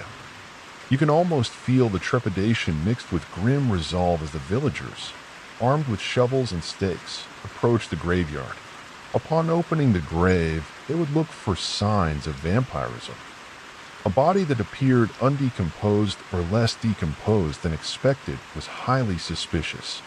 Remember, embalming was not common practice for ordinary folk, and rates of decomposition vary wildly depending on soil conditions, temperature, and cause of death. A body might appear fresh or bloated due to normal post-mortem gas buildup, with blood around the orifices from purging, or with skin peeling away to reveal new-looking skin beneath. Hair and fingernails might appear to have grown, actually due to skin retraction. To a terrified, grieving, and medically unsophisticated populace, these natural processes of decay could easily be misinterpreted as signs of unnatural, continued life. Historians still argue about the precise combination of factors that fueled these panics. Were they purely folk belief, misinterpretations of disease, social hysteria, or even a way to scapegoat individuals or families? It was likely a complex interplay of all these elements. The belief that the dead could harm the living was ancient and widespread. One quirky, or rather gruesome, tidbit is the sheer variety of methods used to neutralize a suspected vampire, depending on local tradition. Decapitation was common. Staking the body through the heart with hawthorn, ash, or aspen wood was iconic. Sometimes the heart itself would be removed and burned. The entire body might be cremated. Filling the mouth with garlic or placing a sickle around the neck so if the corpse tried to sit up, it would decapitate itself, very practical, were other preventative measures. Some traditions even involved reburying the corpse face down or piling stones on the grave. It's a catalog of desperate, brutal acts performed by people convinced they were fighting a tangible evil to protect their families and community. Right, lads? Has anyone got the extra pointy steak? And don't forget the garlic sandwiches for after, just in case. Imagine the scene, a torchlit exhumation, the terrified faces of the villagers, the thud of the steak, the grim satisfaction of a community believing it has dealt with the source of its woes. It's a visceral, communal terror. The fear was not just of death, but of the dead returning twisted and malevolent, to prey on those they once loved. These panics often followed patterns. One person dies, then another in their family, then neighbors.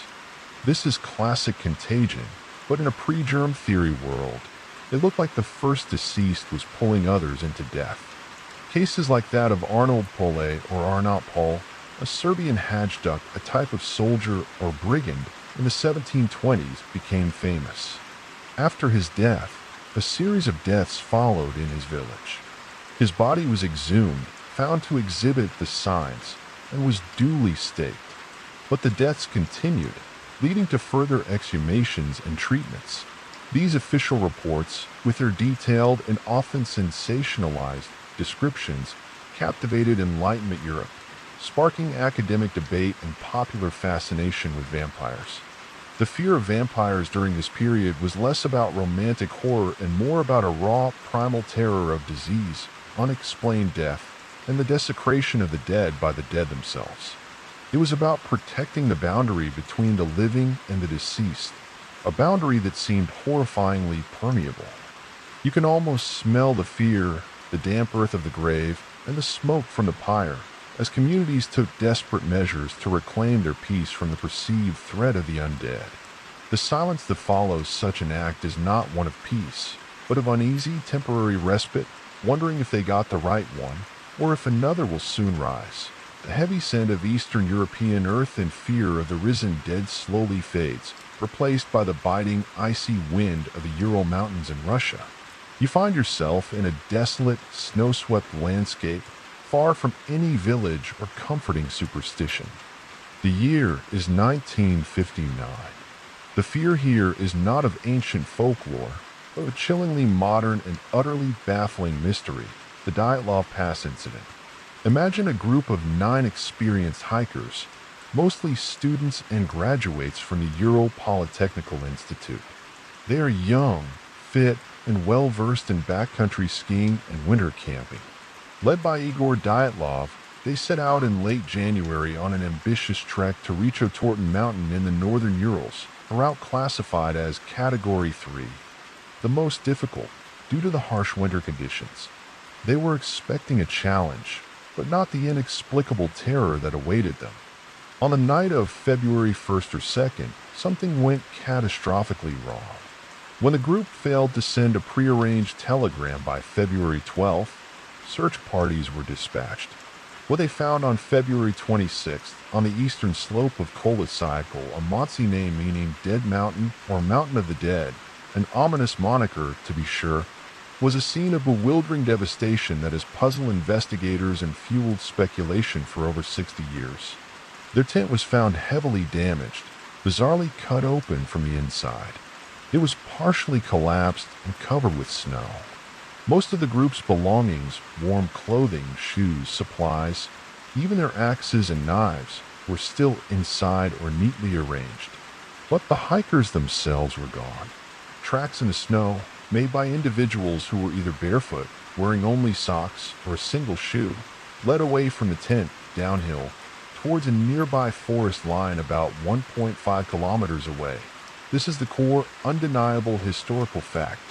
9 seasoned winter adventurers abandoned the relative safety of their tent in sub-zero temperatures, estimated to be as low as -25 to -30 degrees Celsius, or -13 to -22 Fahrenheit, with strong winds, inadequately dressed and in apparent panic. Why would they cut their way out of their tent rather than use the entrance? What could have terrified them so profoundly that they fled into the deadly cold without proper gear? As you follow their ghostly tracks in the snow, a sense of profound unease settles over you. The first 2 bodies, Yuri Krivonischenko and Yuri Doroshenko, were found at the edge of the forest, near the remains of a small fire. They were dressed only in their underwear. Their hands were abraded, and branches on a nearby cedar tree were broken up to 5 meters high, suggesting someone had frantically tried to climb it, perhaps to get a better view, or to escape something. The next 3 bodies, Igor Dyatlov, Zinaida Kolmogorova, and Rustam Slobodin, were found between the forest and the tent site, at various distances, their position suggesting they were trying to return to the tent when they succumbed to hypothermia. Slobodan had a minor skull fracture. It took another 2 months after the snow began to thaw for the remaining 4 hikers to be found, buried under 4 meters of snow in a ravine deeper into the woods, about 75 meters from the cedar tree. These 4, Ludmila Dubinina, Alexander Kolevatov, Nikolai Thibault-Brignoles, and Semyon Zolotaryov, were more warmly dressed than the others, suggesting they may have taken clothing from their deceased comrades. But their injuries were far more severe and disturbing. Thibault-Brignoles had suffered major skull damage. Dubinina and Zolotaryov had multiple severe chest fractures, consistent with the force of a car crash. Most gruesomely, Dubinina was missing her tongue, eyes, and part of her lips. Zolotaryov was missing his eyeballs, and Kolevatov was missing his eyebrows. Medical examiners determined that hypothermia was the primary cause of death for most of the group, but the traumatic injuries sustained by the last 4 were inflicted before death and were not consistent with a simple fall. There were no signs of external struggle, like defensive wounds from an animal attack or human assailants, on most of the bodies, though some minor abrasions were noted. Historians and amateur sleuths still argue passionately about what happened on Dyatlov Pass. The theories range from the mundane to the truly bizarre. Was it an avalanche? This is a leading natural explanation. An avalanche, or even a slab avalanche, could have damaged the tent and forced a panicked evacuation. However, critics point out that the tent was not completely buried. The ski poles used to secure it were still standing, and experienced hikers like Dyatlov's group would likely have recognized avalanche terrain and taken precautions. Also, the tracks leading away from the tent didn't show the chaotic scattering typical of avalanche survivors. What about an attack by local Montsi tribesmen? This was an early theory, but quickly dismissed. The Montsi were peaceful, and the nature of the injuries didn't align with a typical human attack. Plus, valuables were left untouched in the tent. Military involvement? This is a popular and persistent theory. Koletskaya was not far from reported Soviet weapons testing areas. Could the hikers have accidentally stumbled upon a secret military exercise or the site of a failed missile test? This could explain a sudden, terrifying event forcing them to flee, and perhaps even Men in Black-style cleanup efforts. Some of the bodies, and some of their clothing, were found to have low levels of radioactive contamination. However, the source and significance of this radiation are hotly debated. A quirky, or rather chilling, tidbit related to this is a report by another hiking group about 50 kilometers south of the incident, who claimed to have seen strange orange spheres or lights in the sky to the north in the direction of Koletskaya on the night of the tragedy.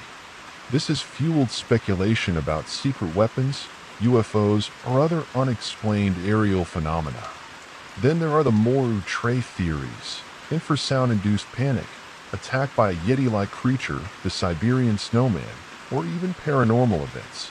The missing tongue and eyes are particularly difficult to explain through conventional means, though some suggest scavenging animals or natural decomposition in water, where Dubinina was found, could be responsible.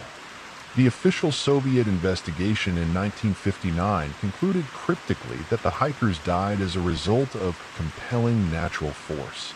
The case was then abruptly closed and classified, only to be reopened decades later, though still without a definitive, universally accepted answer. In 2019 and 2020, new Russian investigations again pointed towards an avalanche, combined with poor visibility, as the most likely culprit, but many remain unconvinced. You stand on that desolate, windswept slope. The silence is broken only by the howl of the wind, which seems to carry faint, unanswered questions. The fear here is the fear of the unknown, of an enemy, or a force so terrifying it made experienced people abandon all reason and flee to their deaths. The Dyatlov Pass incident is a perfect, terrifying enigma, a closed-room mystery played out on a vast, frozen stage, leaving behind only baffling clues and the enduring icy grip of the unexplained. The icy winds of the Ural Mountains gradually subside, and the blinding white snow gives way to an oppressive subterranean darkness. You find yourself descending, step by careful step, into the cool, damp earth beneath a bustling, famous city. This is Paris, but not the Paris of grand boulevards and sparkling lights. You are entering the Paris catacombs, a vast, labyrinthine network of ancient limestone quarries that became, in the late 18th and early 19th centuries, the final resting place for millions of Parisians.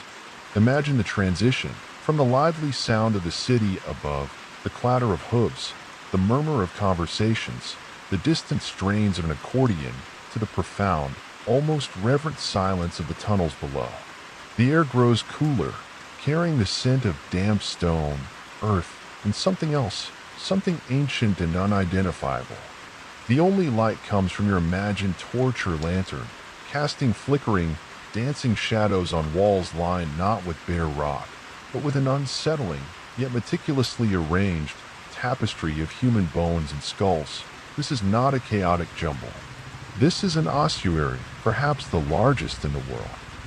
Femurs and tibias are stacked in neat, dense rows, like macabre firewood, interspersed with decorative patterns made from skulls.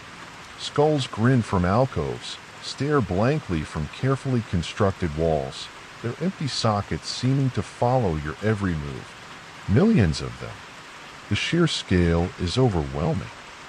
The historical fact is that the Paris catacombs were created out of a pressing public health necessity.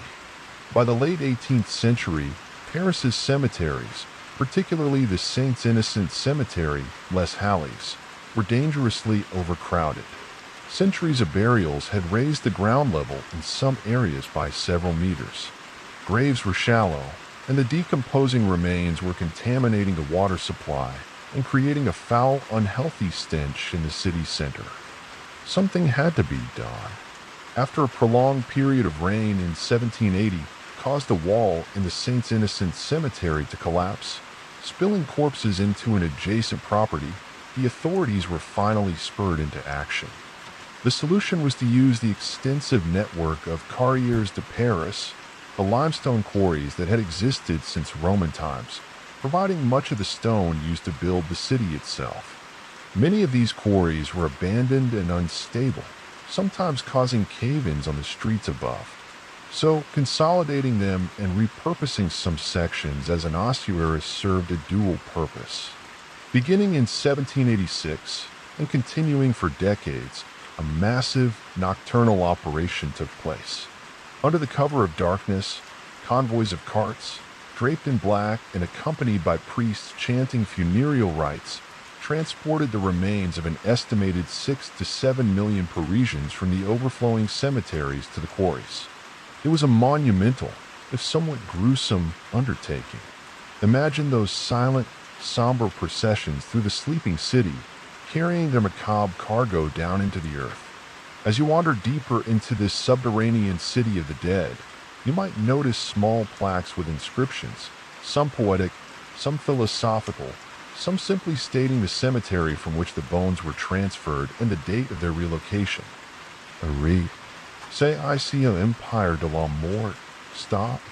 Here lies the empire of death, reads one famous inscription at the entrance to the ossuary.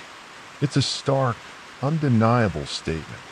Historians still argue about the psychological impact on the workers who had to perform this task, disinterring, transporting, and then artfully arranging millions of human remains.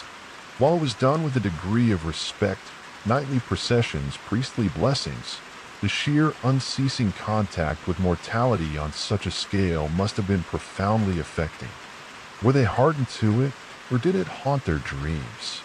One quirky tidbit about the catacombs is that they weren't always the somewhat orderly, if eerie, tourist attraction they are today, or at least a small section that is open to the public. In the early days, the bones were often just piled haphazardly. It was Louis-Étienne Héricart de Thury, the Inspector General of Quarries in the early 19th century, who directed the renovation of the ossuary, arranging the bones into the more artistic and contemplative displays seen now. He believed that this museum of death should inspire reflection on mortality and the ephemeral nature of life. He even hosted concerts and small gatherings down there for the Parisian elite, a rather morbid form of entertainment. You can almost hear the faint strains of a string quartet, its music swallowed by the bone-lined walls, while guests sipped wine and contemplated their own eventual addition to the collection. Pass the canapes, darling, and try not to knock over that rather precarious stack of tibias. The accessible part of the catacombs is only a tiny fraction of the estimated 200 miles of tunnel that snake beneath Paris. Much of this network is officially off-limits, unmapped, unstable, and dangerous. Yet, this has given rise to a subculture of cataphiles, urban explorers who illegally enter these forbidden sections, sometimes spending days navigating the dark, labyrinthine passages, holding secret parties, creating art, or simply seeking solitude in the bowels of the city. The idea of getting lost in that endless, unlit maze, surrounded by the silent remains of millions, is a truly terrifying prospect. The silence here is profound.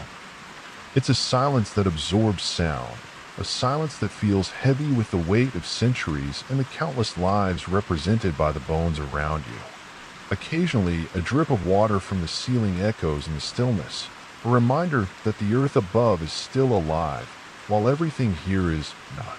The Paris catacombs are a chilling testament to the sheer density of history, a city built literally upon its dead. It's a place that forces a confrontation with mortality on an almost industrial scale. You are surrounded by the anonymous, jumbled legacy of generations, rich and poor, young and old, hero and villain, all reduced to the common denominator of bone. The experience is less about individual ghosts and more about the overwhelming collective presence of the departed.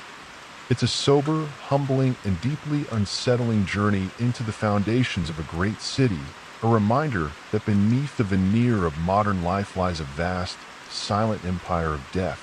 Emerging from the bone-lined silence of the Paris catacombs, you find yourself blinking in the harsher light of 15th century Wallachia, a region in present-day Romania. The air here is thick with the metallic tang of fear and the scent of pine forest that seem to stretch endlessly. You are in the domain of a ruler whose name has become synonymous with cruelty and terror, a man whose historical deeds were so brutal they provided fertile ground for one of the most enduring monsters in fiction, Vlad III, Prince of Wallachia, better known as Vlad the Impaler, or to his own people, often Vlad Tepes. Imagine a landscape dotted not just with castles and villages, but with forests of impaled bodies. Men, women, children, enemy soldiers, treacherous nobles, common criminals, all hoisted onto sharpened stakes, left to die slowly and agonizingly in public view. This was not just a method of execution. It was a calculated instrument of terror, a gruesome psychological weapon designed to inspire absolute obedience in his subjects and utter dread in his enemies. Vlad III Dracula, the Dracula part meaning son of the dragon, as his father, Vlad II, was a member of the Order of the Dragon, a chivalric order dedicated to fighting the Ottoman Empire, ruled Wallachia off and on 3 times between 1448 and his death in 1476-77. This is the historical fact. He was a real historical figure, a prince engaged in a desperate struggle to maintain Wallachia's independence against the encroaching power of the Ottoman Turks and the political machinations of Hungarian and local boyar noble ambitions. His methods were undeniably brutal, even by the harsh standards of the 15th century. His preferred method of execution, impalement, was particularly horrific. Victims were often hoisted onto thick wooden stakes, rounded at the top and well-oiled to prolong the agony. The stake would be inserted through the perineum and slowly pushed upwards by the victim's own weight, avoiding vital organs to ensure a slow, agonizing death that could last for hours, sometimes days. He wasn't the inventor of impalement, but he used it on such a massive and theatrical scale that it became his grisly trademark. Reports, often from his enemies and therefore potentially exaggerated, claim he once had tens of thousands of captured Ottoman soldiers impaled in a forest of stakes outside his capital Targovist, a sight so horrifying it supposedly caused the invading Sultan Mehmed II to turn back in disgust and fear. You can almost feel the oppressive atmosphere of his court, the absolute power he wielded, the ever-present threat of a horrifying death for any perceived slight or disobedience. Stories abound of his sadistic cruelty. One tale tells of him nailing the turbans of Ottoman envoys to their heads when they refused to remove them in his presence, citing religious custom. Another describes him inviting all the poor and sick of his land to a great feast, only to board up the hall and burn them all alive, claiming he was ridding his land of burdens and ensuring no one would be poor in his realm. While the veracity of every single atrocity story is debatable, the sheer volume and consistency of such tales, even from different sources, paint a chilling picture. Historians still argue whether Vlad was a sadistic monster, a pragmatic but ruthless ruler employing necessary terror to defend his small nation against overwhelming odds, or perhaps a combination of both.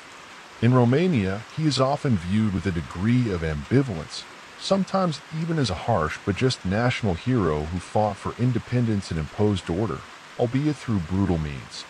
His defenders point to the incredibly violent and treacherous political landscape of the time, where survival often depended on ruthless decisiveness.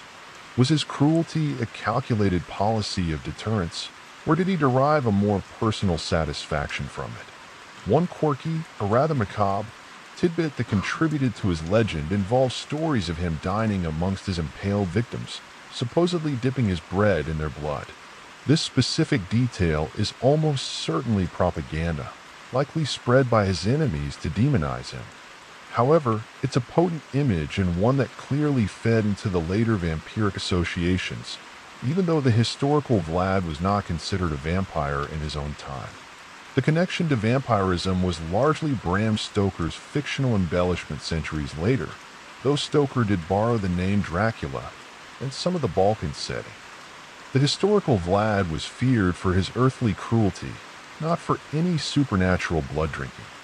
Still, imagine the psychological impact of a leader who could calmly eat his lunch surrounded by the dying screams of his enemies. It's not exactly an appetite enhancer for most people. His cruelty wasn't reserved solely for external enemies. He was equally ruthless with disloyal boyars and common criminals within Wallachia. He aimed to impose absolute order through fear. Stories tell of him leaving a golden cup in the town square of Targovist, daring anyone to steal it. During his reign, it remained untouched. Such was the terror he inspired. The landscape of Wallachia under Vlad's rule must have been one of stark contrasts. Beautiful, rugged terrain marred by scenes of unimaginable horror. The silence of the forests broken by the cries of the impaled. The festive atmosphere of a banquet overshadowed by the knowledge of the host's capacity for cruelty. It's a world where life is cheap and power is absolute and terrifying. Vlad's end was as violent as his life. He was likely killed in battle against the Ottomans in 1476 or 1477. His head was supposedly cut off and sent to Constantinople as a trophy. The legacy of Vlad the Impaler is a complex one. He is a figure of historical terror, a byword for cruelty, yet also, for some, a symbol of fierce resistance. His deeds, stripped of later fictional vampiric trappings, are horrifying enough on their own. He stands as a stark reminder of the depths of human cruelty and the terrifying effectiveness of sheer, unadulterated terror as a tool of power. The shadow of his stakes falls long and dark across the centuries, a chilling testament to a ruler who truly earned his fearsome epithet. You can almost hear the wind whistling through those skeletal forests of the dead, a mournful dirge for his countless victims, leaving the brutal, stake-strewn landscapes of Wallachia. Your journey takes you south and further back in time, to the arid, sun-baked deserts of ancient Egypt. The air here is dry, filled with the fine dust of millennia, and carries the faint, exotic scent of incense and something else, an almost electric charge of ancient power and whispered warnings. You are approaching the sacred precincts of the pharaohs, the Valley of the Kings, where for centuries Egypt's rulers were interred in elaborate, treasure-filled tombs designed to ensure their safe passage and eternal life in the afterworld. But disturbing these eternal slumbers, as many would discover, could come at a terrible price, or so the legends of the pharaoh's curse would have you believe. Imagine descending into the cool darkness of a freshly opened tomb. The silence is profound, broken only by the hushed whispers of the excavators and the scuff of their boots on the dusty floor. Hieroglyphs cover the walls, depicting gods, goddesses, and scenes from the deceased pharaoh's life and journey into the afterlife. And everywhere, the gleam of gold, precious jewels, and funerary objects, untouched for thousands of years. It's a moment of unparalleled discovery, but one that, according to popular lore, might awaken more than just history. The most famous instance fueling the legend of the pharaoh's curse is, of course, the discovery of Tutankhamun's tomb in 1922 by Howard Carter and his patron, Lord Carnarvon. This is the central historical fact. The tomb of the young pharaoh, KV-62, was remarkably intact, one of the most spectacular archaeological finds of all time. The treasures within were breathtaking. However, soon after the tomb's opening, a series of misfortunes and deaths befell several individuals associated with the excavation, leading to widespread media speculation and a popularization of the curse of the pharaohs. Lord Carnarvon himself died just a few months after the tomb was opened, in April 1923, from blood poisoning caused by an infected mosquito bite that he nicked while shaving. On the very night he died, all the lights in Cairo supposedly went out, and back in England, his dog Soothes is said to have howled and died at the same moment. These coincidences, heavily sensationalized by the press, were more than enough to ignite the public imagination. Other deaths followed over the next decade. Arthur Mace, one of Carter's excavation team, died of pleurisy. George J. Gould, a visitor to the tomb, died of a fever shortly after. Sir Archibald Douglas Reed, who x-rayed Tutankhamun's mummy, also died, as did several others connected, however tangentially, to the find. You can almost feel the growing unease, the whispers in the Cairo tea houses and London drawing rooms. Was it mere coincidence? Or had the Boy King unleashed an ancient malediction upon those who disturb his eternal rest? Protective inscriptions found in some Egyptian tombs, warning against desecration, were often cited as evidence.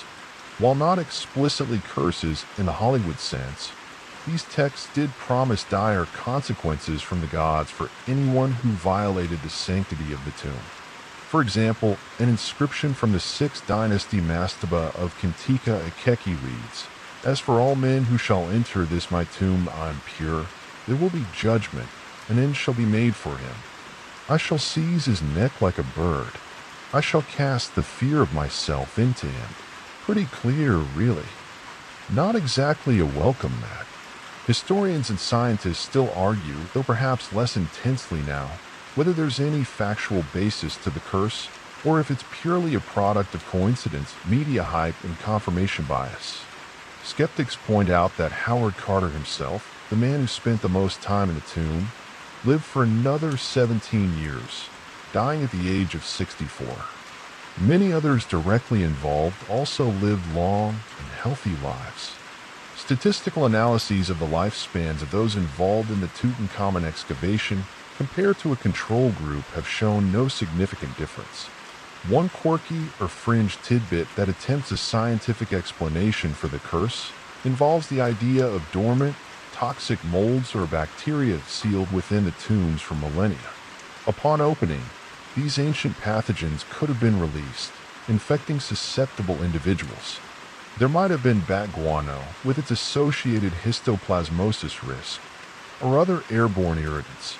While plausible in theory, there's little concrete evidence to support this as the primary cause of the diverse illnesses and accidents attributed to the curse. It's certainly more prosaic than a pharaoh's spectral vengeance, but perhaps no less deadly if you happen to inhale the wrong ancient microbe. Don't forget your N95 Howard. This tomb air smells a bit. 3,000 years old. The idea of a protective curse is deeply appealing to the human psyche. It speaks to a respect for the dead, a fear of hubris in disturbing sacred sites, and the allure of ancient mystical powers. The media of the 1920s, hungry for sensational stories, eagerly fanned the flames. Sir Arthur Conan Doyle, creator of the arch-rational Sherlock Holmes, but also a committed spiritualist, publicly declared his belief in the curse, suggesting an elemental force was guarding the pharaoh. Imagine the atmosphere in the Valley of the Kings, the oppressive heat of the day, the deep chill of the tombs, the weight of unimaginable antiquity. Even without a supernatural curse, the act of entering these sealed chambers, of bringing to light what was meant to remain in eternal darkness, carries a certain psychological weight. You are an intruder in a sacred space, a voyeur of a king's meticulously planned eternity. The cursed narrative also, perhaps, served as a subtle form of anti-colonial sentiment, a way for the ancient land to fight back against its Western excavators and plunderers, however well-intentioned their archaeological aims might have been. The treasures of Egypt were being removed to foreign museums, and the cursed legend added a layer of mystical retribution to this cultural appropriation. Whether you believe in ancient curses or prefer rational explanations, the story of the pharaoh's tomb and its supposed guardians is a compelling one. It taps into our fascination with the lost world of ancient Egypt, its monumental achievements, its profound spirituality, and its enduring mysteries. The silence of Tutankhamun's golden mask, staring out from millennia of darkness, seems to hold a secret, a warning, or perhaps just the serene indifference of eternity. The air in these tombs feels heavy, not just with dust, but with the power of legend, a legend that continues to fascinate and, for some, to faintly unnerve. The dry, ancient dust of Egyptian tombs gives way to a strangely humid, overgrown, and profoundly unsettling atmosphere. You find yourself on a small, isolated island, a chinampa or artificial island, nestled within the maze of canals in Xochimilco, near Mexico City. The air is thick with the buzz of insects, the scent of damp earth and decaying vegetation, and an almost unbearable sense of sorrow. This is La Isla de las Muñecas, the island of the dolls. Imagine navigating the dark, murky waters of the canals by a small boat, a triginera. As you approach this particular island, something deeply unnerving comes into view. Hanging from the trees, nailed to the fences, propped against the dilapidated shacks, are dolls. Hundreds, perhaps thousands of them. Not new, pristine dolls, but dolls in every conceivable state of decay. Limbs are missing, eyes are vacant or gouged out, hair is matted and tangled, plastic skin is cracked and discolored, cloth bodies are rotting and dirt-stained. They hang like grotesque, miniature effigies, their silent, accusing stares following you from every direction. This is not an ancient site of ritual sacrifice, but the bizarre and tragic creation of one man, Don Julian Santana Barrera. The historical fact, or at least the widely accepted local legend, is that Don Julian was a recluse who moved to this island over 50 years ago. Shortly after arriving, he supposedly found the body of a young girl who had drowned in the canal under mysterious circumstances. Haunted by her spirit, and perhaps by his inability to save her, he found a doll floating in the water near where he found the girl, presumably hers. He hung it from a tree as a sign of respect and to appease her troubled spirit. But one doll wasn't enough. According to the story, he began to hear whispers, footsteps, and the mournful cries of the drowned girl in the darkness. He became convinced that the island was haunted by her restless soul and that he needed to offer more dolls to protect himself and pacify her spirit. So he began collecting dolls, discarded dolls he found in the canals, in the trash, or traded for produce he grew on the island. For decades, this became his obsession. You can almost picture him, a solitary figure, pulling his boat through the canals, his eyes scanning for broken, unwanted dolls, which he would then bring back to his island sanctuary and add to his ever-growing macabre collection. Each doll, no matter how damaged, was given a place of honor, becoming another silent guardian, another offering to the unseen presence he believed inhabited the island. The result is a scene straight out of a surreal nightmare. Dolls with severed heads, dolls with empty eye sockets, dolls covered in cobwebs and insects, their once bright colors faded to a ghostly pallor. Some are arranged in little seated groups, like a perpetual silent tea party of the damned. Others swing gently in the breeze, their movements a parody of life. The sheer density of them, their collective gaze, is overwhelmingly creepy. It's like a playground from hell. Historians, or rather folklorists and local chroniclers, still argue about the precise details of Don Julian's story. Was there really a drowned girl, or was she a figment of his isolated imagination, a manifestation of his own inner turmoil? Some of his relatives have reportedly questioned the existence of the drowned girl, suggesting Don Julian may have invented the story or that the island was already considered haunted before he arrived. Whatever the truth of its origins, his response, the decades-long accumulation of these decaying effigies, is undeniably real and profoundly unsettling. One quirky or perhaps deeply poignant tidbit is that visitors to the island, it became a dark tourist attraction, especially after Don Julian's death, often bring more dolls to add to the collection or leave offerings like coins or candy, supposedly to appease the spirits. It's as if the island itself now demands these tributes, continuing Don Julian's strange legacy. Some visitors claim to have heard the dolls whispering to each other, or have felt their eyes following them. The power of suggestion in such an environment is, of course, immense. But still, imagine trying to have a picnic there. Do you think she likes Cheetos? Don Julian Santana Barrera himself met a strangely fitting, or perhaps tragically ironic end. In 2001, he was found drowned in the same canal where he claimed to have found the little girl decades earlier. His nephew, who had come to help him on the island, found his body. The cause of his death remains somewhat mysterious, adding another layer to the island's dark legend. Did the spirits finally claim him? Or was it simply a tragic accident on an island steeped in sorrow? The atmosphere on La Isla de las Muñecas is thick with a palpable sense of melancholy and unease. It's a place where grief, obsession, and perhaps madness have created a unique and disturbing folk art installation.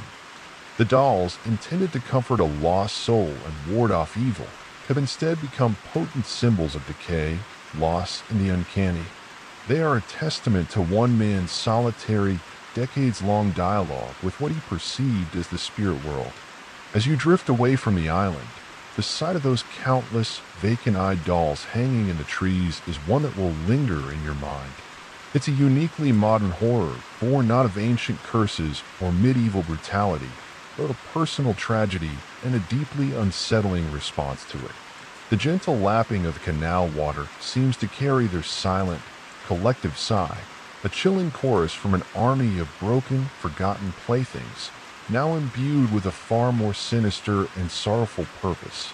The Island of the Dolls is a stark reminder that sometimes the most haunting places are not those filled with grand historical ghosts, but those saturated with a single, powerful human sorrow.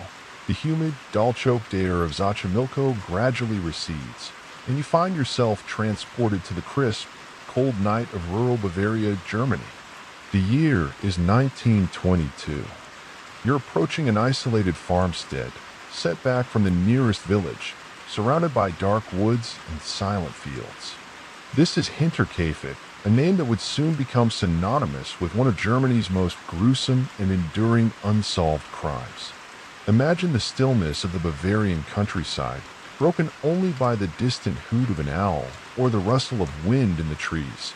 The Gruber family farm is dark, its windows like vacant eyes staring into the night. There's a feeling of profound isolation and an almost unbearable tension hanging in the air. Something terrible has happened here, or is perhaps, even now, in its final horrifying stages. The historical fact is that on the evening of March 31st, 1922, 6 people were brutally murdered at Hinterkaifeck: Andreas Gruber, 63, and his wife Kazilia, 72. Their widowed daughter Victoria Gabriel, 35, Victoria's children Kazilia, 7, and Joseph, 2, and the family's new maid Maria Baumgartner, 44.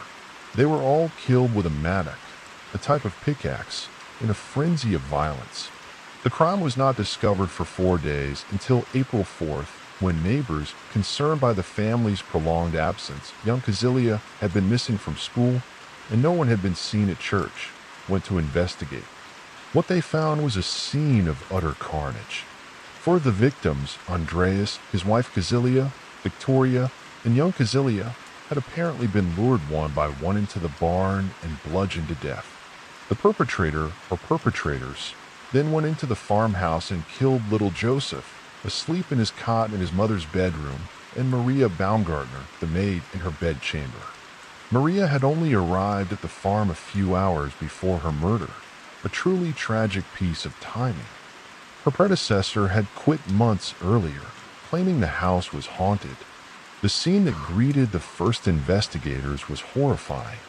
The bodies in the barn were covered with hay. Young Kazilia showed signs of having torn her own hair out in her final moments.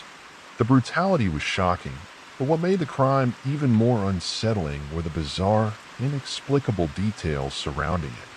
For days, possibly even after the murders, someone had remained at the farm. The cattle had been fed, and food had been eaten in the kitchen. Neighbors reported seeing smoke rising from the chimney over the weekend. This suggests the killer didn't just strike and flee, but lingered, living alongside his victims. You can almost feel the chilling presence of this unknown individual, calmly going about farm chores while the bodies of the murdered family lay nearby. It's a level of cold-bloodedness that is difficult to comprehend. Even more disturbing were the events leading up to the murders. Several days before the crime, Andreas Gruber had told neighbors about finding a strange set of footprints in the snow leading from the forest to the farm, but none leading back. He also mentioned hearing footsteps in the attic and finding an unfamiliar newspaper on the property. A set of house keys had gone missing. These were all signs that someone had been watching the farm, perhaps even secretly living there before striking. The family was clearly uneasy, but they didn't report these incidents to the police. Historians and armchair detectives still argue relentlessly about the identity and motive of the Hinterkaifeck killer. Over 100 suspects were interviewed over the years, but no one was ever charged, and the murder weapon was never definitively found, though a mattock was missing from the farm, and another was later discovered hidden in the attic, its connection to the crime uncertain. The theories are numerous. Was it a robbery gone wrong? Unlikely, as a significant amount of money was found untouched in the house. Was it a crime of passion? This is a strong possibility, given the insular nature of the family and rumors of an incestuous relationship between Andreas Gruber and his daughter Victoria. Young Joseph's paternity was a subject of local gossip, with both Andreas and a former local man named Lorenz Schlittenbauer, with whom Victoria had a known affair, being rumor-fathered. Schlittenbauer was one of the first at the scene when the bodies were discovered and behaved somewhat erratically, leading some to suspect him, though he was eventually cleared. One quirky, or rather deeply unsettling, tidbit is that after the bodies were removed, photographs were taken of the victims' skulls, which had been removed during the autopsies. These skulls were later sent to clairvoyants and psychics in Munich in a desperate attempt to glean clues, but this yielded no useful information. The skulls were eventually lost during World War II, adding another layer of macabre mystery to the case. Imagine the frustration of the investigators, resorting to such unconventional methods in the face of such a baffling and brutal crime. Right, Madame Esmeralda? Any vibes from this particularly fractured cranium? The isolation of the farm played a crucial role. No one heard any screams or sound of struggle. The nearest neighbors were a considerable distance away. The killer had time and seclusion to carry out the murders and then, bizarrely, to remain on the premises. The Hinterkaifeck murders have become a cornerstone of German true crime lore. The sheer brutality, the unsolved nature, and the eerie prelude of strange occurrences have given the case an almost folkloric status. It's a story that taps into primal fears, the vulnerability of isolated rural life, the unknown watcher in the woods, the intruder already inside the house. You can almost feel the oppressive silence that descended on Hinterkaifeck Farm after the discovery, the lingering psychic stain of such intense violence.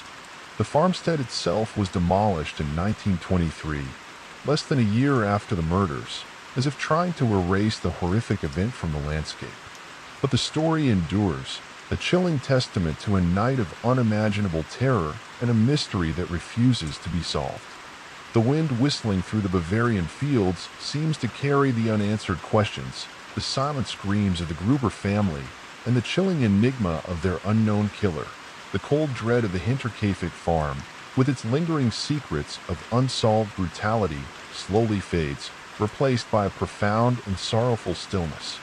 You find yourself standing at the edge of a dense, sprawling forest at the northwest base of Japan's iconic Mount Fuji. The trees are gnarled and twisted, their roots snaking over volcanic rock. The ground is uneven, carpeted with moss and fallen leaves. There's an almost unnatural quiet here, a silence that seems to absorb sound. This is Aokigahara, often referred to as the Sea of Trees, but more infamously known as Japan's suicide forest. Imagine stepping into this forest.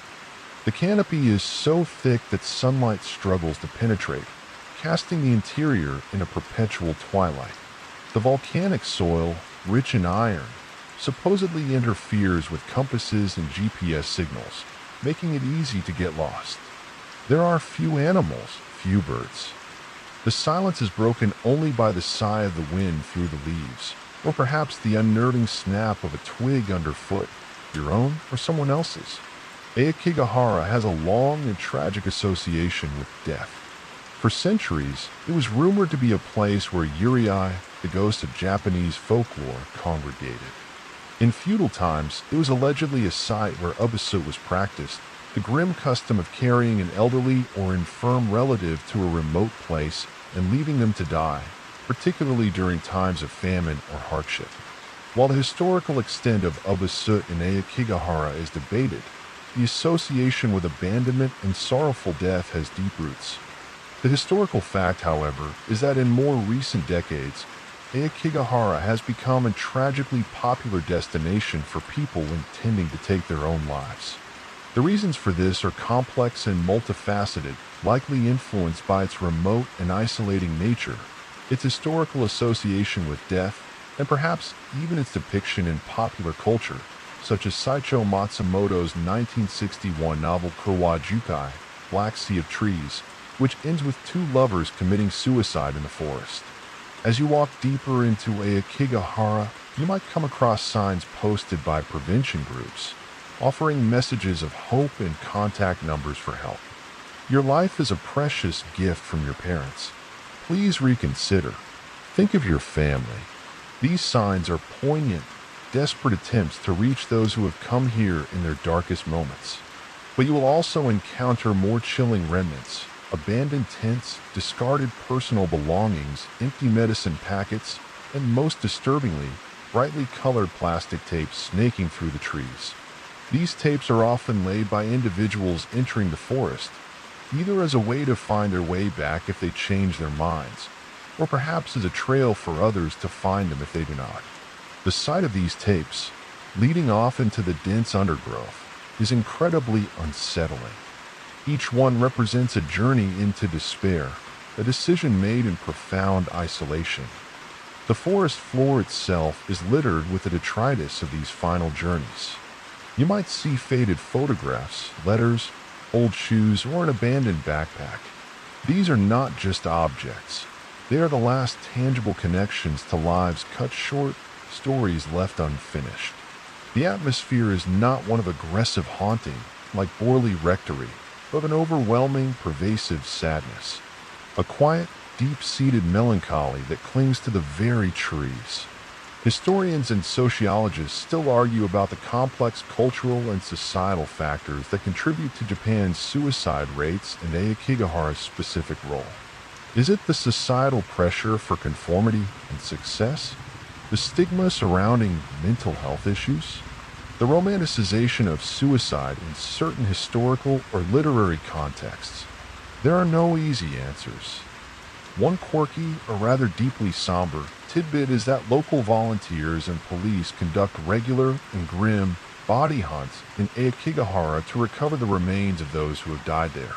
It's a difficult and emotionally draining task for those involved. The sheer density of the forest and the rugged terrain make these searches arduous. Sometimes, only skeletal remains are found, the forest having slowly reclaimed its own. The dedication of these volunteers, who undertake this sorrowful work out of a sense of duty and compassion, is a small light in a very dark place. You can imagine their quiet determination as they comb through the silent trees, hoping to bring some measure of closure to grieving families. Another one, may they find peace now. The experience of being in Aokigahara is profoundly disquieting. The natural beauty of the forest, the unique volcanic formations, the ancient trees, the mossy ground, is overshadowed by its tragic reputation. Every shadow seems to hold a story of despair. Every rustle of leaves could be a whisper of sorrow. It's a place where the weight of human suffering feels almost tangible. The Japanese government has made efforts to discourage suicide tourism to Aokigahara and to emphasize its natural beauty, but its grim fame persists. It serves as a stark and troubling reminder of the fragility of human mental health and the desperate measures people can be driven to.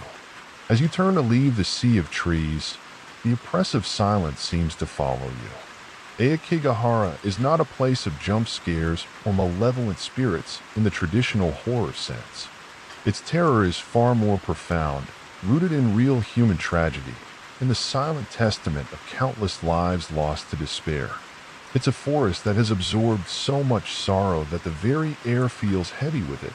Beautiful, yet heartbreakingly sad corner of the world. The rustling leaves seem to murmur a final, sorrowful goodbye. The profound, sorrowful silence of Aokigahara gradually fades, replaced by the more familiar sounds of a rural American night. Crickets chirp, a distant dog barks, and the air is cool and perhaps a little damp. You find yourself standing on or near a bridge, often an old, creaky wooden or iron structure, spanning a dark creek or river. The moonlight casts long, eerie shadows. This is a crybaby bridge, and variations of this unsettling legend can be found in countless communities across the United States. Imagine the scene. You're alone on the bridge, the water gurgling softly below.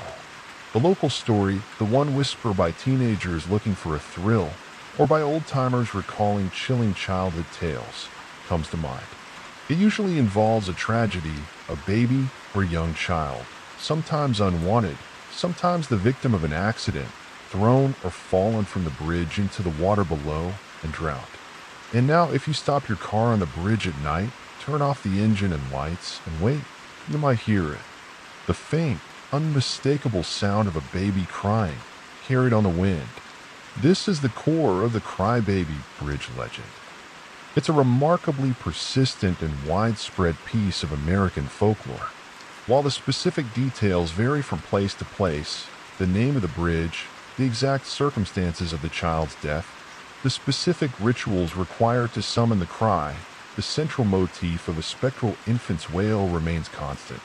Sometimes the legend includes other phenomena, handprints appearing on cars, a ghostly mother searching for her lost child, or even the apparition of the baby itself. The historical fact, or rather, the folkloric consistency, is that these stories tap into some very deep-seated human emotions and anxieties. The vulnerability of children, the tragedy of untimely death, maternal grief, and guilt. Many crybaby bridges are located in isolated, somewhat spooky areas, perfect settings for a ghost story. They're often places where teenagers might go to test their courage or engage in illicit activities, making the legend a convenient cautionary tale as well. You can almost feel the prickle of unease as you stand there in the dark, straining your ears. Is that just the wind in the trees? The sound of water over rocks? Or is it something else? The power of suggestion is incredibly strong in such a situation. Every creak of the bridge, every rustle in the bushes, can take on a sinister significance. One common variation involves parking your car in the middle of the bridge, putting it in neutral, and waiting. Sometimes the legend claims your car will be pushed, seemingly by tiny, invisible hands, to the other side, the ghostly child either trying to save you from its own fate or, more ominously, trying to pull you in. People report finding small, dusty handprints on their bumpers or trunks afterward. Remember the unseen physical interactions of the Bell Witch.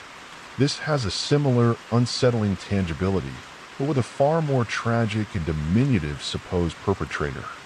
Historians and folklorists who study these legends note that they often serve as a way for communities to process local tragedies, real or imagined, or to imbue a mundane landmark with a sense of mystery and local identity. Sometimes a crybaby bridge story might have a kernel of truth, a forgotten accident or infanticide that has been embellished and transformed over generations into a ghostly tale. More often, however, they are pure folklore, passed down and adapted to fit the local landscape. One quirky, or rather tragicomic aspect of some crybaby bridge legends is the specific, sometimes bizarre, instructions given to summon the ghost. Honk your horn 3 times. Flash your headlights twice. Say, "I want my baby into the darkness." Leave a candy bar on the bridge railing. It's like a supernatural recipe, with local youths as the nervous chefs, hoping or fearing to conjure up a spectral infant. The idea of trying to appease a ghostly baby with Snickers bar has a certain absurd pathos to it. Maybe he's just hungry. The debate among folklorists isn't usually about whether the ghosts are real in a scientific sense, but rather about what these stories tell us about the communities that create and perpetuate them. They reflect common fears, moral concerns, and the universal human need to make sense of tragedy and the unknown. They also function as a rite of passage for young people, a way to test bravery and share a collective, thrilling experience. The sound, when you think you hear it, that faint, heartbreaking wail, is deeply unsettling. It bypasses rational thought and goes straight to an emotional core. A baby's cry is biologically programmed to elicit a response, a desire to comfort and protect. When that cry is disembodied, spectral, and linked to a tragic death, it becomes profoundly eerie. These bridges, scattered across the American landscape, are more than just infrastructure. They are repositories of local lore, stages for teenage dares, and focal points for a very specific kind of American ghost story. The legends are often tied to themes of guilt and neglect, the unwanted child, the careless mother, a tragic accident that could have been prevented. The crying you hear might not just be that of a lost infant, but an echo of communities' own anxieties and unspoken histories.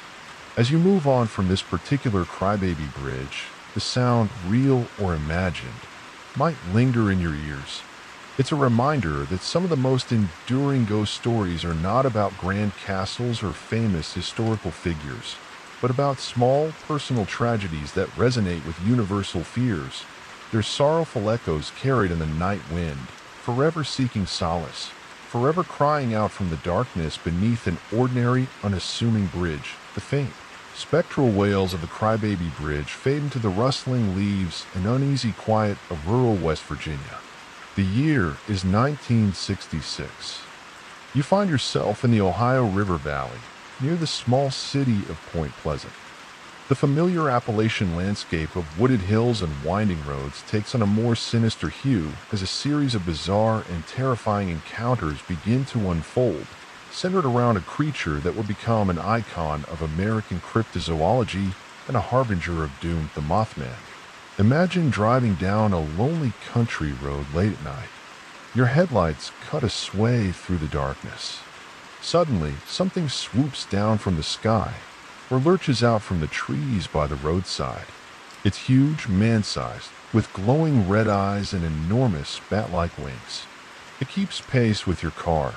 Even as you accelerate in terror, its hypnotic gaze fixed upon you. This was the experience reported by multiple residents of the Point Pleasant area over a period of about 13 months, from November 1966 to December 1967. The first widely publicized sighting occurred on November 15, 1966.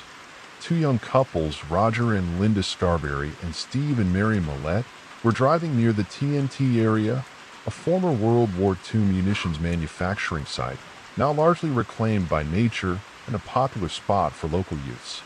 They claimed a large, winged creature, about 7 feet tall, with eyes that glowed red in their car's headlights, rose into the air and pursued their vehicle at high speeds, up to 100 miles per hour, towards the city limits. They were understandably terrified. This is the historical fact, or at least the documented series of reports. Following this initial sensational account, dozens, if not hundreds, of other people in the Point Pleasant area came forward with their own sightings of a similar creature. The descriptions were remarkably consistent. Tall, dark, vaguely humanoid figure with massive wings. Estimates range from a 10 to 15-foot wingspan, and most distinctively large, hypnotic, glowing red eyes, often set in the chest or upper body, with no discernible head. It rarely made a sound, other than the leathery flap of its wings, or sometimes a mouse-like squeaking. It didn't attack, it just observed, pursued, and terrified. The local press dubbed the creature Mothman, partly due to the then popular Batman TV series and partly because of its moth-like wings and attraction to light. You can almost feel the growing hysteria in the small community. Was it an unknown animal? A mutant created by the chemicals in the TNT area? A supernatural being? An alien? The theories were as wild and varied as the sightings themselves. Journalist John Keel, who arrived in Point Pleasant to investigate the phenomenon, chronicled the events in his 1975 book, The Mothman Prophecies. Keel linked the Mothman sightings to a wider range of paranormal phenomena reported in the area during the same period: UFO sightings, encounters with men in black, strange prophecies received by locals, poltergeist activity, and eerie premonitions of disaster. He suggested that Point Pleasant was a window area, a place where the veil between realities was thin, attracting all sorts of strange phenomena. Historians and skeptics still argue about the true nature of the Mothman sightings. Was it mass hysteria, fueled by initial misidentifications and media attention? A common explanation offered by ornithologists is that the creature was a misidentified large bird, such as a sandhill crane or a great horned owl, its features distorted by fear and poor lighting. A sandhill crane can be nearly as tall as a man, with a large wingspan, and its eyes can reflect red and light. However, witnesses were adamant that what they saw was no ordinary bird. The glowing red eyes, the headless appearance, the sheer size, and the creature's ability to keep pace with speeding cars are details that defy easy ornithological explanation. One quirky, or rather deeply unsettling aspect of the Mothman legend is its association with prophecy and disaster. Many of the people who claim to encounter the Mothman or experience other paranormal phenomena in Point Pleasant at the time also reported having premonitions of an impending catastrophe. John Keel himself became convinced that the Mothman was a harbinger of doom. This sense of foreboding culminated in a very real tragedy. On December 15, 1967, exactly 13 months after the first widely reported Mothman sighting, the Silver Bridge, an I-bar chain suspension bridge connecting Point Pleasant, West Virginia, and Gallipolis, Ohio, collapsed during rush hour traffic. 46 people died. This catastrophic event seemed to confirm, in the minds of many, that the Mothman had been trying to warn them. After the bridge collapse, sightings of the Mothman largely ceased in the Point Pleasant area. The collapse of the Silver Bridge was later attributed to a structural failure, a tiny stress crack in a single I-bar, a flaw that had been there since its construction in 1928 and had slowly grown over decades. But for those who had lived through the year of the Mothman, the connection between the creature and the disaster was undeniable. You can almost feel the chill that descended upon Point Pleasant after the bridge collapse, the grief, the shock, and the eerie sense that the strange events of the preceding year had been leading to this tragic climax. The Mothman became more than just a local monster. It became a symbol of impending disaster, a dark omen. The image of those glowing red eyes, staring out from the darkness, took on a new, more sinister meaning. The Mothman legend endures, a potent mix of folklore, cryptozoology, and tragedy. It taps into our fear of the unknown, of creatures that defy easy categorization, and of omens that we fail to understand until it's too late. Whether a misidentified bird, a collective delusion, or something truly inexplicable, the Mothman left an indelible mark on Point Pleasant and on the landscape of American Forteana. The silence that falls after its supposed departure is not one of peace, but of uneasy questions and the lingering shadow of its wings. The unsettling image of Mothman's glowing red eyes fades from your mind, but the feeling of being pursued by something spectral and legendary lingers. Your final journey tonight takes you to a place steeped in early American folklore, a shadowy hollow where the line between history and legend blurs under the silvery light of a harvest moon. You find yourself in colonial New York, in the quiet, secluded glen of Sleepy Hollow.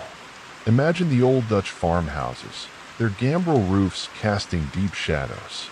The air is crisp with the scent of autumn leaves and wood smoke from distant chimneys. The Picantico River murmurs nearby, and ancient trees, their branches like gnarled fingers, overhang the winding road.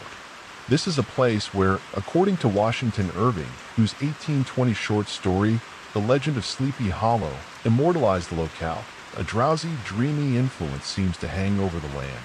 But this dreaminess has a nightmarish edge, for this is the domain of the Headless Horseman. You are walking, or perhaps riding, along the darkened road that leads to the old Dutch church of Sleepy Hollow and its ancient burying ground. The silence of the hollow is broken only by the chirping of crickets and the occasional hoot of an owl, until another sound joins them, the rhythmic, thunderous beat of hoofs, approaching rapidly from behind. A sense of primal fear grips you. You daren't look back, but you know with a chilling certainty, or what is pursuing you. The Headless Horseman, as described by Irving, is supposedly the ghost of a Hessian trooper whose head was carried away by a cannonball during some nameless battle of the Revolutionary War. This is the historical fact that anchors the legend. Hessian soldiers, German auxiliaries contracted by the British, did indeed fight in the American Revolution, and many battles took place in the New York area. So the idea of a ghostly Hessian wasn't entirely plucked from thin air. Irving masterfully wove this historical thread into a tapestry of local Dutch ghost stories and superstitions. The horseman is said to ride forth nightly from the churchyard, searching for his lost head, or perhaps just seeking to inflict terror. He's often seen galloping furiously through the hollow, terrifying apparition on a powerful black steed. Sometimes he is described as carrying his severed head in the pommel of his saddle, or perhaps hurling a fiery pumpkin at hapless travelers. His pursuit is relentless, his presence chilling. As you flee before this spectral rider, the details from Irving's story might flash through your mind. Poor Ichabod Crane, the gangly, superstitious schoolmaster whose ill-fated journey home from a party at the Van Tassel farm ended in a terrifying encounter with a horseman near the bridge spanning the Picantico, a bridge that marked the supposed limit of the horseman's nightly patrol. Ichabod, vying for the hand of the lovely Katrina Van Tassel against the brawny Brom Van Brunt, also known as Brom Bones, was a perfect target for such a spectral prank, or perhaps a genuine supernatural assault. Historians and literary scholars still argue whether Irving intended his Headless Horseman to be a genuine ghost or a clever hoax perpetrated by Brom Bones to scare off his rival Ichabod. The story leaves it wonderfully ambiguous. Was the head Ichabod saw really a pumpkin? Did Brom Bones, a notorious local prankster, dress up as the horseman?